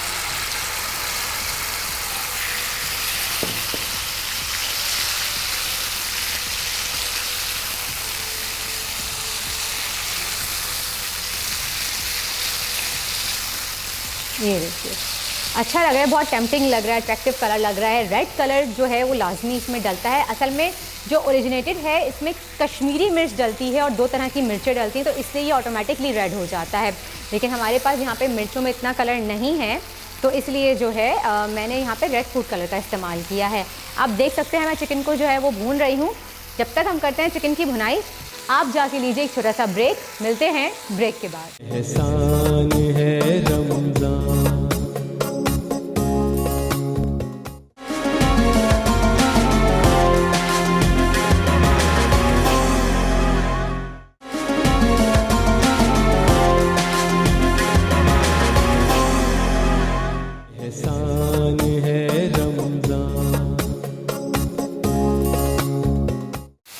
Welcome back after the break. آپ دیکھ رہے ہیں رمضان دسترخوان, اور رمضان دسترخوان میں میں بنا رہی ہوں یہاں پہ چکن 65. بھائی ہسٹری میں بتا چکی ہوں آپ کو کہ چکن 65 اس کو کیوں کہا جاتا ہے. اگر آپ نے نہیں دیکھا تو آپ ریپیٹ پہ ہماری ٹرانسلیشن دیکھ لیجیے گا, یا پھر یوٹیوب پہ آپ سرچ کر سکتے ہیں. جناب دیکھیے چکن جو ہے وہ ہماری بن چکی ہے. میں اسٹوو یہاں پہ بند کر رہی ہوں اور میں اس کو ایک بول میں ٹرانسفر کر رہی ہوں. بالکل ڈرائی سی رکھنی ہے کیونکہ ہمیں اس کے جو ہے وہ رولز بنانے ہیں. اور جناب یہ دیکھیے ہم نے چکن جو ہے وہ بنا لی ہے, چکن ہماری ریڈی ہو چکی ہے. اب میں اس کی بنا رہی ہوں ڈپ. جو پراٹھے کے اندر ہم لگائیں گے وہ ڈپ کیسے بنے گی, وہ بھی بہت ہی مزے کی ہے. اچھا میرے پاس یہاں پہ سلائسڈ انین ہیں جو کہ میں نے پانی میں بھگو کے رکھے تھے, اور اس کے بعد اس کو میں نے اسٹرین آؤٹ کر لیا تاکہ پیاز کی تیزی جو ہے وہ ختم ہو جائے. اچھا اب ہم اس کی ڈپ تیار کریں گے. ڈپ کے لیے مجھے یہاں پہ چاہیے میونیز اراؤنڈ 2 ٹیبل اسپون, یا پھر 1 ٹیبل اسپون جتنی ڈپ آپ نے بنانی ہے. 1 ٹیبل اسپون گرین چٹنی, جو ہری چٹنی آج کل رمضانوں میں ہر گھر میں موجود ہوتی ہے, وہ لے لیں گے ہم. یہاں پہ تھوڑا سا نمک ڈالیں گے اس میں ہم, just a pinch of salt as per your taste. اور دہی جائے گا اس میں 1 2 3 to 4 ٹیبل اسپون, اور اس کو ہم کر لیں گے اچھی طریقے سے مکس. اور اس کو ایک کریمی ٹیکسچر, کریمی فلیور دینے کے لیے ہم اس میں ایڈ کریں گے نیسلے ملک پیک کی کریم اراؤنڈ 1 to 2 ٹیبل اسپون. اب یہ کوانٹٹی جو ہے میں یہ آپ کو بتا رہی ہوں اپنی ریشو کے حساب سے, آپ اپنے ٹیسٹ کے حساب سے, یا جتنے پراٹھے آپ بنا رہے ہیں اس کی کوانٹٹی کے حساب سے اس کو کم بڑھتی کر سکتے ہیں. یہاں پہ میں یوز کر رہی ہوں نیسلے ملک پیک کی کریم, اور سیزر کہاں ہے,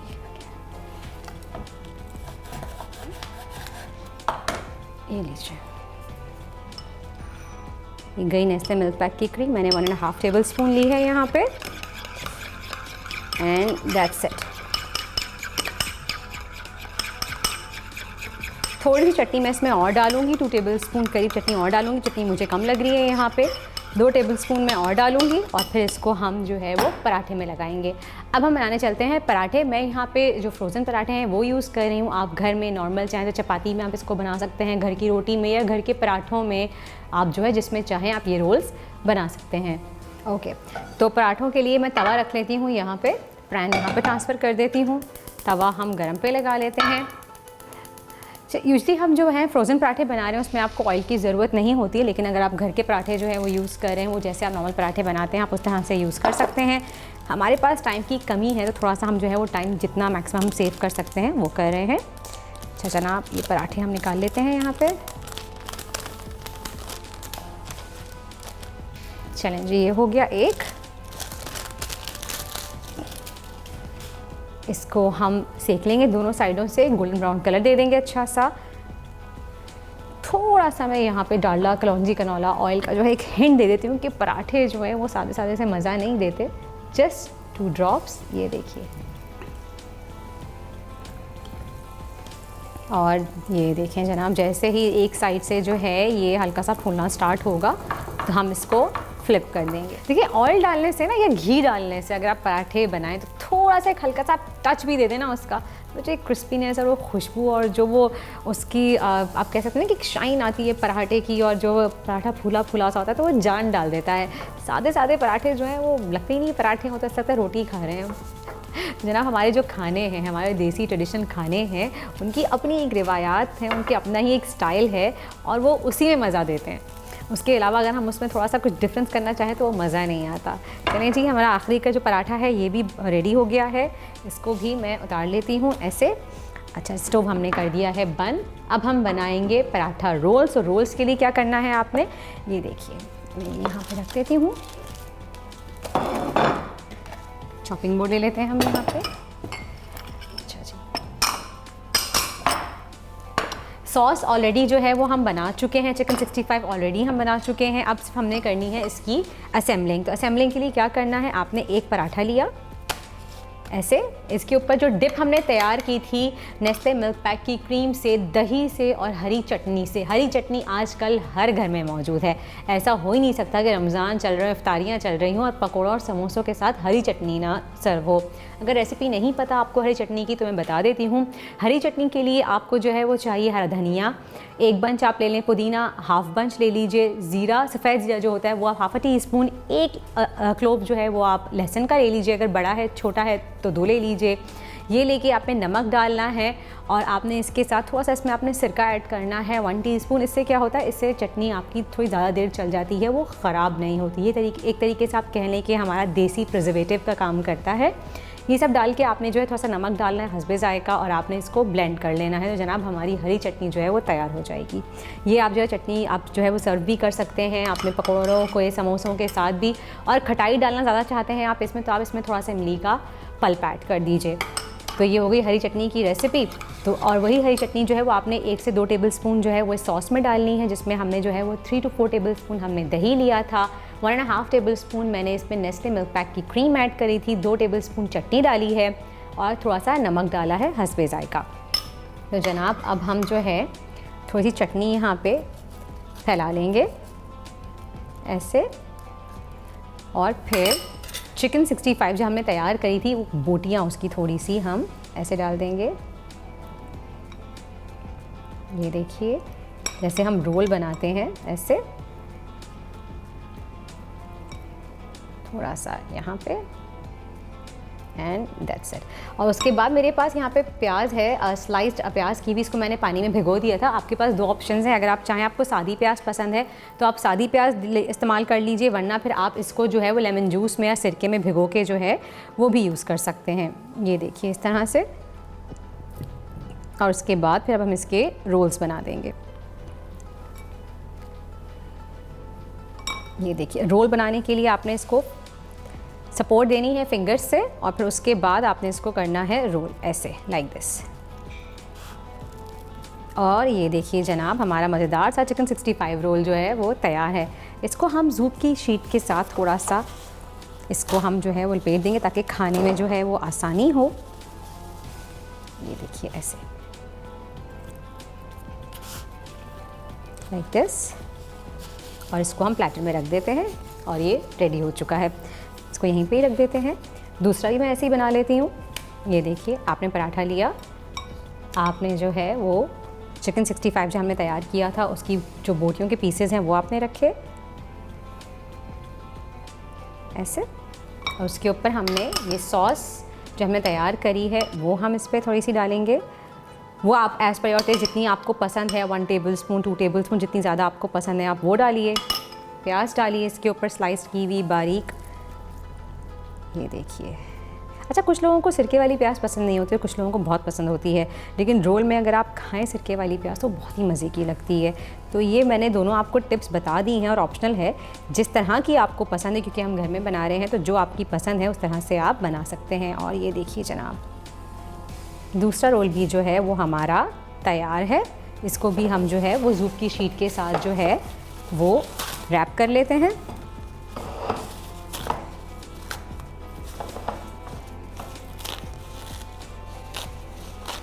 ये देखिए ऐसे, और फिर हम इसको थोड़ा सा गार्निश भी करेंगे, प्लेटर में सर्व करेंगे। ये देखिए सेकंड रोल भी तैयार हो चुका है हमारा। इस तरह से मैं बाकी के रिमेनिंग रोल्स हैं वो भी बना लेती हूँ। जब तक वक्त हुआ है एक ब्रेक का, आप जाके लीजिए एक ब्रेक, लेकिन कहीं जाइएगा नहीं, अभी हमारे पास आपके लिए एक सरप्राइज़ भी बाकी है। तो मिलते हैं ब्रेक के बाद, देखते रहिए रमज़ान दस्तरखान। एहसान है Ramzan.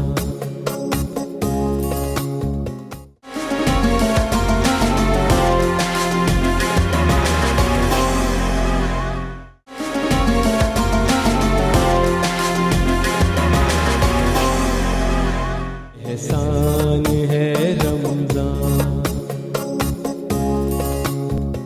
Welcome back after the break. आप देख रहे हैं रमज़ान दस्तरखान, और रमज़ान दस्तरखान में हमने बनाए हैं बहुत ही अच्छे से, मज़े से, यमी से चिकन 65 पराठा रोल्स। और आप देख सकते हैं ब्रेक में जो है मैं इसकी गार्निशिंग कर रही थी, इसकी सर्विंग कर रही थी। आप देखें कितने यमी और मज़े के लग रहे हैं। और मैंने ब्रेक पे जाने से पहले अनाउंस किया था कि मेरे पास है आपके लिए गिफ्ट्स। तो टाइम आता है बताने का कि कौन से गिफ्ट्स हैं मेरे पास आपके लिए। जी जनाब, हमारे पास हैं आपके लिए फोर्टाइल की जानिब से गिफ्ट हैम्पर्स, और हमारे पास हैं आपके लिए कर्शी जामे शीरी की जानिब से गिफ्ट हैम्पर्स। और सिर्फ इतना ही नहीं, आप जानते हैं एक बहुत ही ज़बरदस्त सा जो है एक और गिफ्ट जो है मैं आपके लिए अनाउंस करती हूँ, वो ये है कि आप जनाब पा सकते हैं उम्रे की सादत का मौका।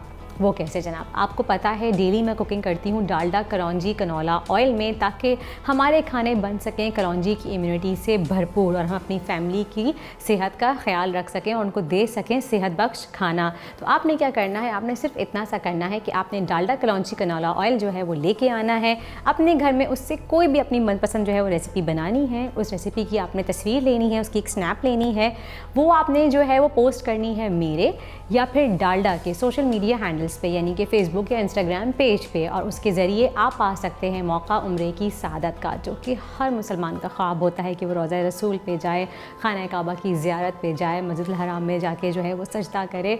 ये हम सब की ख्वाहिश है, अल्लाह ताला हम सब की ख्वाहिशात को पूरा करे, आमीन सुमा आमीन। हम सब में से जो है वो सब लोग जाएँ और उम्रे की सादत हम सबको भी नसीब हो, ये हम सब का ख्वाब है। तो जनाब कितना आसान हो गया है आपके लिए। तो आप अभी जाइए, वेट क्या कर रहे हैं, डालडा, कलौंजी, कनौला ऑयल में पकाइए, आज ही की रेसिपी बना लीजिए और उसकी पिक्चर लेके पोस्ट कीजिए मेरे और डालडा के सोशल मीडिया हैंडल्स पर, और आप पा सकते हैं उम्रे की सादत। ज़बरदस्त सी बात है जनाब। तो आइए अब स्टार्ट करते हैं हमारी अगली रेसिपी, जो कि आज हम बना रहे हैं बहुत ही मज़ेदार सी। हम बना रहे हैं मेलन स्मूदी। मेलन स्मूदी के लिए जो इंग्रेडिएंट्स चाहिए वो मेरे पास यहाँ मौजूद हैं, आप नोट डाउन कर सकते हैं। मेलन चाहिए, आजकल सीज़न में है, कोशिश करें आप चाहे स्मूदीज़ बना रहे हैं, शेक बना रहे हैं, या कोई भी आप इफ्तार के लिए ड्रिंक बना रहे हैं, उसमें फ्रूट्स का इस्तेमाल ज़्यादा रखें, या फिर ऐसे इंग्रेडिएंट्स यूज़ करें जो कि हेल्दी हों, क्योंकि दिन भर जब हम रोज़े से होते हैं और हम कुछ खाते पीते नहीं हैं, तो जो भी हम लें वो जंक ना हो, वो इतना ऐसी चीज़ हो जो हम ऐसा खाना अपना इंटेक करें जो कि हेल्दी हो हम सब के लिए। तो मेरे पास है यहाँ पे 1.5 स्कूप आइसक्रीम, मेरे पास है यहाँ पे हस्बे जायका शुगर 1.5 टेबलस्पून मैंने लिया है, अपने हिसाब से ले सकते हैं। दही है मेरे पास 2 टेबलस्पून, और 1 कप मेरे पास है यहाँ पे दूध, और इसको हम टॉप करेंगे, गार्निश करेंगे कर्शी जामे शीरी से। तो ये जनाब बहुत ही मज़े की ड्रिंक बनेगी। सबसे पहले मैं इसमें डालती हूँ खरबूजा मेलन 1 कप, 2 स्कूप आइसक्रीम के वो डालेंगे हम इसमें, 1.5 स्कूप डाला है मैंने यहाँ पे, वो डाल देंगे हम 1.5 स्कूप आइसक्रीम। चीनी हस्बे जायका मैं यहाँ पे ले रही हूँ 1 टेबलस्पून, और دہی جائے گا اس میں 2 ٹیبل اسپون, اور پھر ہم اس میں ڈالیں گے دودھ 1 کپ, اور بہت ساری برف ڈال کے ہم اس کو کر لیں گے بلینڈ.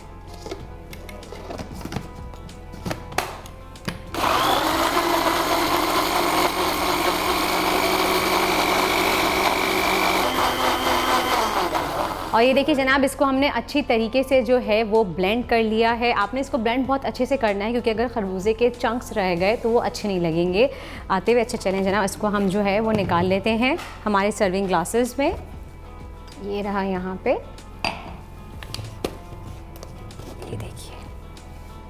یہ دیکھیے جناب کتنی تھک اور مزیدار سی اسمودی ہماری جو ہے وہ ریڈی ہو چکی ہے. اور دیر یو گو. اور اب اس کو گارنش کریں گے ہم اس کو, یعنی کہ ٹاپ کریں گے قرشی جام شیریں سے, جو کہ خالص عرقیات سے بنتا ہے, اور اس میں کسی بھی قسم کی کوئی بھی ہارمفل کیمیکل یا پرزرویٹیوز شامل نہیں ہے. اور 10 میں سے 7 گھروں میں جو ہے وہ قرشی جام شیریں جو ہے وہ استعمال کیا جاتا ہے. اکثر ایسا ہوتا ہے کہ بچوں کو جو ہے وہ دودھ پسند نہیں ہوتا, ویسے بچے جو ہیں بدنام میں, کچھ بڑوں کو بھی جو ہے وہ دودھ پسند نہیں ہوتا. اگر آپ کو دودھ جو ہے وہ سادہ آپ نہیں پی سکتے, آپ سے نہیں پیا جائے, تو اتنی ریسیپیز تو ہم بنانا سکھا رہے ہیں آپ کو قرشی جام شیریں سے, آپ وہ بنا کے دے سکتے ہیں بچوں کو. اور اگر اتنا بھی ٹائم نہیں ہے آپ کے پاس, تو آپ جسٹ دودھ میں 2 چمچ قرشی جام شیریں گھول دیجئے, اور پھر دیکھیے گا بچے آپ کے پیچھے ہوں گے, دودھ کا گلاس آپ آگے لے کے بھاگ رہے ہوں گے. ہم ریورس کر رہے ہیں آپ کے لیے کہ آپ کو محنت نہ کرنی پڑے. آئیے جناب, اس میں ہم تھوڑا سا ڈرزل کرتے ہیں قرشی جام شیریں کا شربت, اور یہ رہا, اور جسٹ اوپر سے اس کو ہم تھوڑا سا ڈرزل کریں گے. اس کو آپ آئس کریم کے اوپر بھی ٹاپ کر سکتے ہیں, آپ اس میں فالودہ میں بھی بنا کے ڈال سکتے ہیں. اور یہ دیکھیے اس طرح سے ہم تھوڑا سا یہ ڈال دیا, یہ دیکھیے جناب, اور یہ ڈن ہو گیا ہے. دیکھیے آپ چاہیں تو آپ اس کو فروٹ چاٹ پہ بھی ڈال سکتے ہیں, بہت سی چیزوں میں آپ اس کو استعمال کر سکتے ہیں, بہت ہی مزے کا لگتا ہے. یہ دیکھیے, اور جناب ایک اور مزیدار سی جو ڈرنک ہے ہماری میلن اسمودی قرشی جام شیریں کے ساتھ, وہ جو ہے وہ ریڈی ہو چکی ہے. ہم بنا لیتے ہیں ایک اور ڈرنک, جو کہ ہم بنا رہے ہیں اسپرائٹ سے, کیونکہ ہر گھر میں 2 طرح کے لوگ ہوتے ہیں. کچھ کو جو ہے وہ اسمودیز اور شیکس چاہیے ہوتے ہیں, اور کچھ لوگوں کو جناب اسپرائٹ کے بغیر جو ہے وہ کام نہیں چلتا. ان کو لازمی جو ہے وہ ایک ریفریشنگ جو ہے وہ ایلیمنٹ چاہیے ہوتا ہے افطار کی بعد. تو آئیے اب بناتے ہیں ڈرنک اسپرائٹ سے. اسپرائٹ میں آلریڈی جو ہے وہ لیمن اور لائم کا فلیور جو ہے وہ شامل ہو چکا ہے. میں یہاں بلینڈر لے لیتی ہوں, یہ رکھ لیا, ہم دوبارہ سے بلینڈر جو ہے وہ لگا لیتے ہیں اپنا. اچھا جی, یہ یہاں پہ تھوڑا سا ہم ڈال لیتے ہیں, اور یہ آ گئے ہمارے اسپرائٹ کی ڈرنک کے جو ہیں وہ انگریڈینٹ. اسپرائٹ سے ہم آج کیا بنا رہے ہیں, ہم بنا رہے ہیں اورنج موجیتو. اورنج موجیتو جو ہے وہ بہت ہی مزے کا بنتا ہے, اور بہت ہی کوئک بنتا ہے. اچھا یہ دیکھیے, آپ نے کیا کرنا ہے, آپ نے سب سے پہلے تو جناب اپنے افطار کے ٹائم سے پہلے جو ہے آپ وہ اسپرائٹ کی بوٹل کو جو ہے وہ آپ فریج میں رکھ دیجیے, تاکہ اتنی وہ چلڈ ہو جائے کہ جب افطار کے ٹائم پہ آپ کھولیں تو چلڈ آپ کو وہ ملے.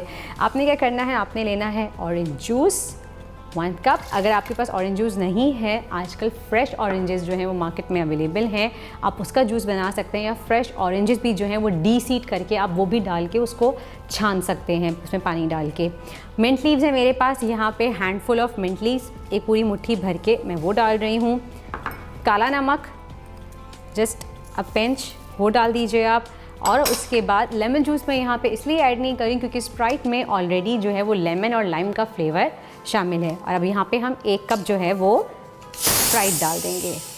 یہ دیکھیے, یہی جو ایک اس کی آواز ہے نا, یہی ایک جو ہے وہ تسکین دے دیتی ہے ہمیں افطار کے ٹائم پہ کہ بہت زبردست ڈرنک ہے. تو جناب یہ ڈالا ہم نے 1 گلاس اسپرائٹ, اور اب ہم کر لیتے ہیں اس کو بلینڈ. میرے پاس برف نہیں ہے, اگر آپ کے پاس برف ہے تو بہت ساری برف ڈالیے گا اس میں, اور ایک سلش ٹائپ کا بنائیے گا تو بہت ہی مزے کا لگے گا. چلیں جناب اسٹارٹ کریں.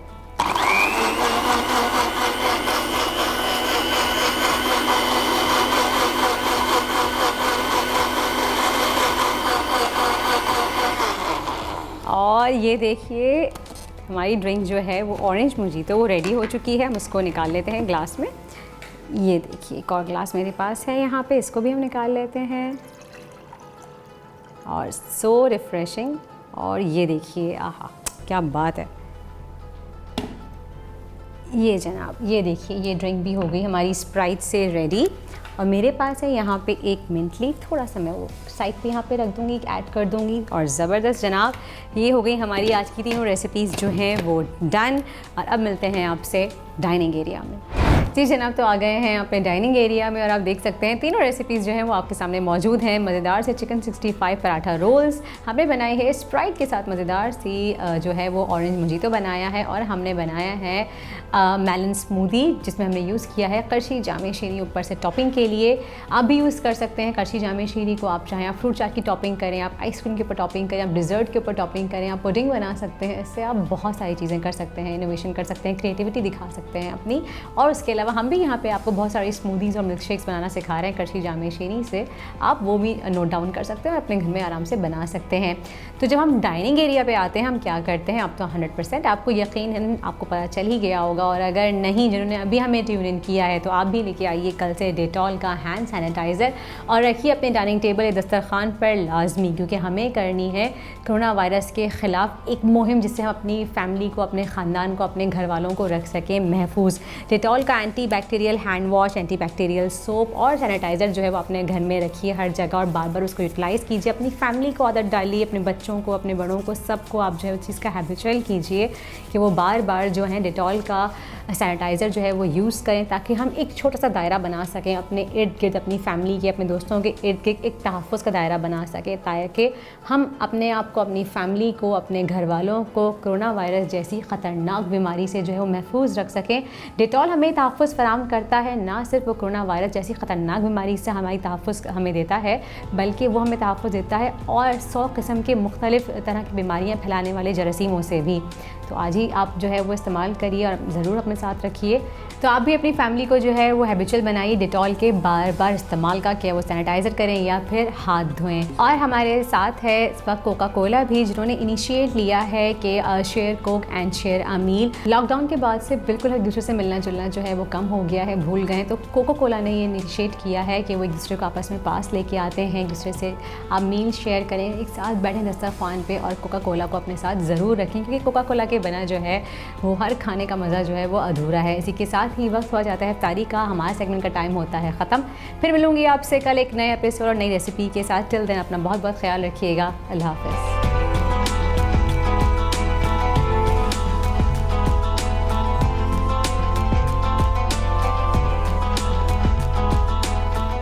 احسان ہے رمضان.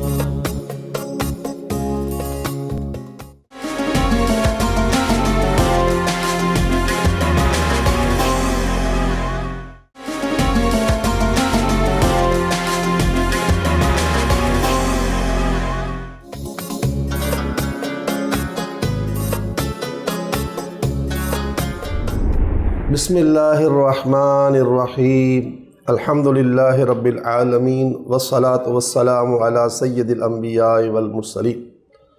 جزا اللہ عنا سیدنا و مولانا محمد صلی اللہ تعالی علیہ وآلہ وسلم ما هو اہل.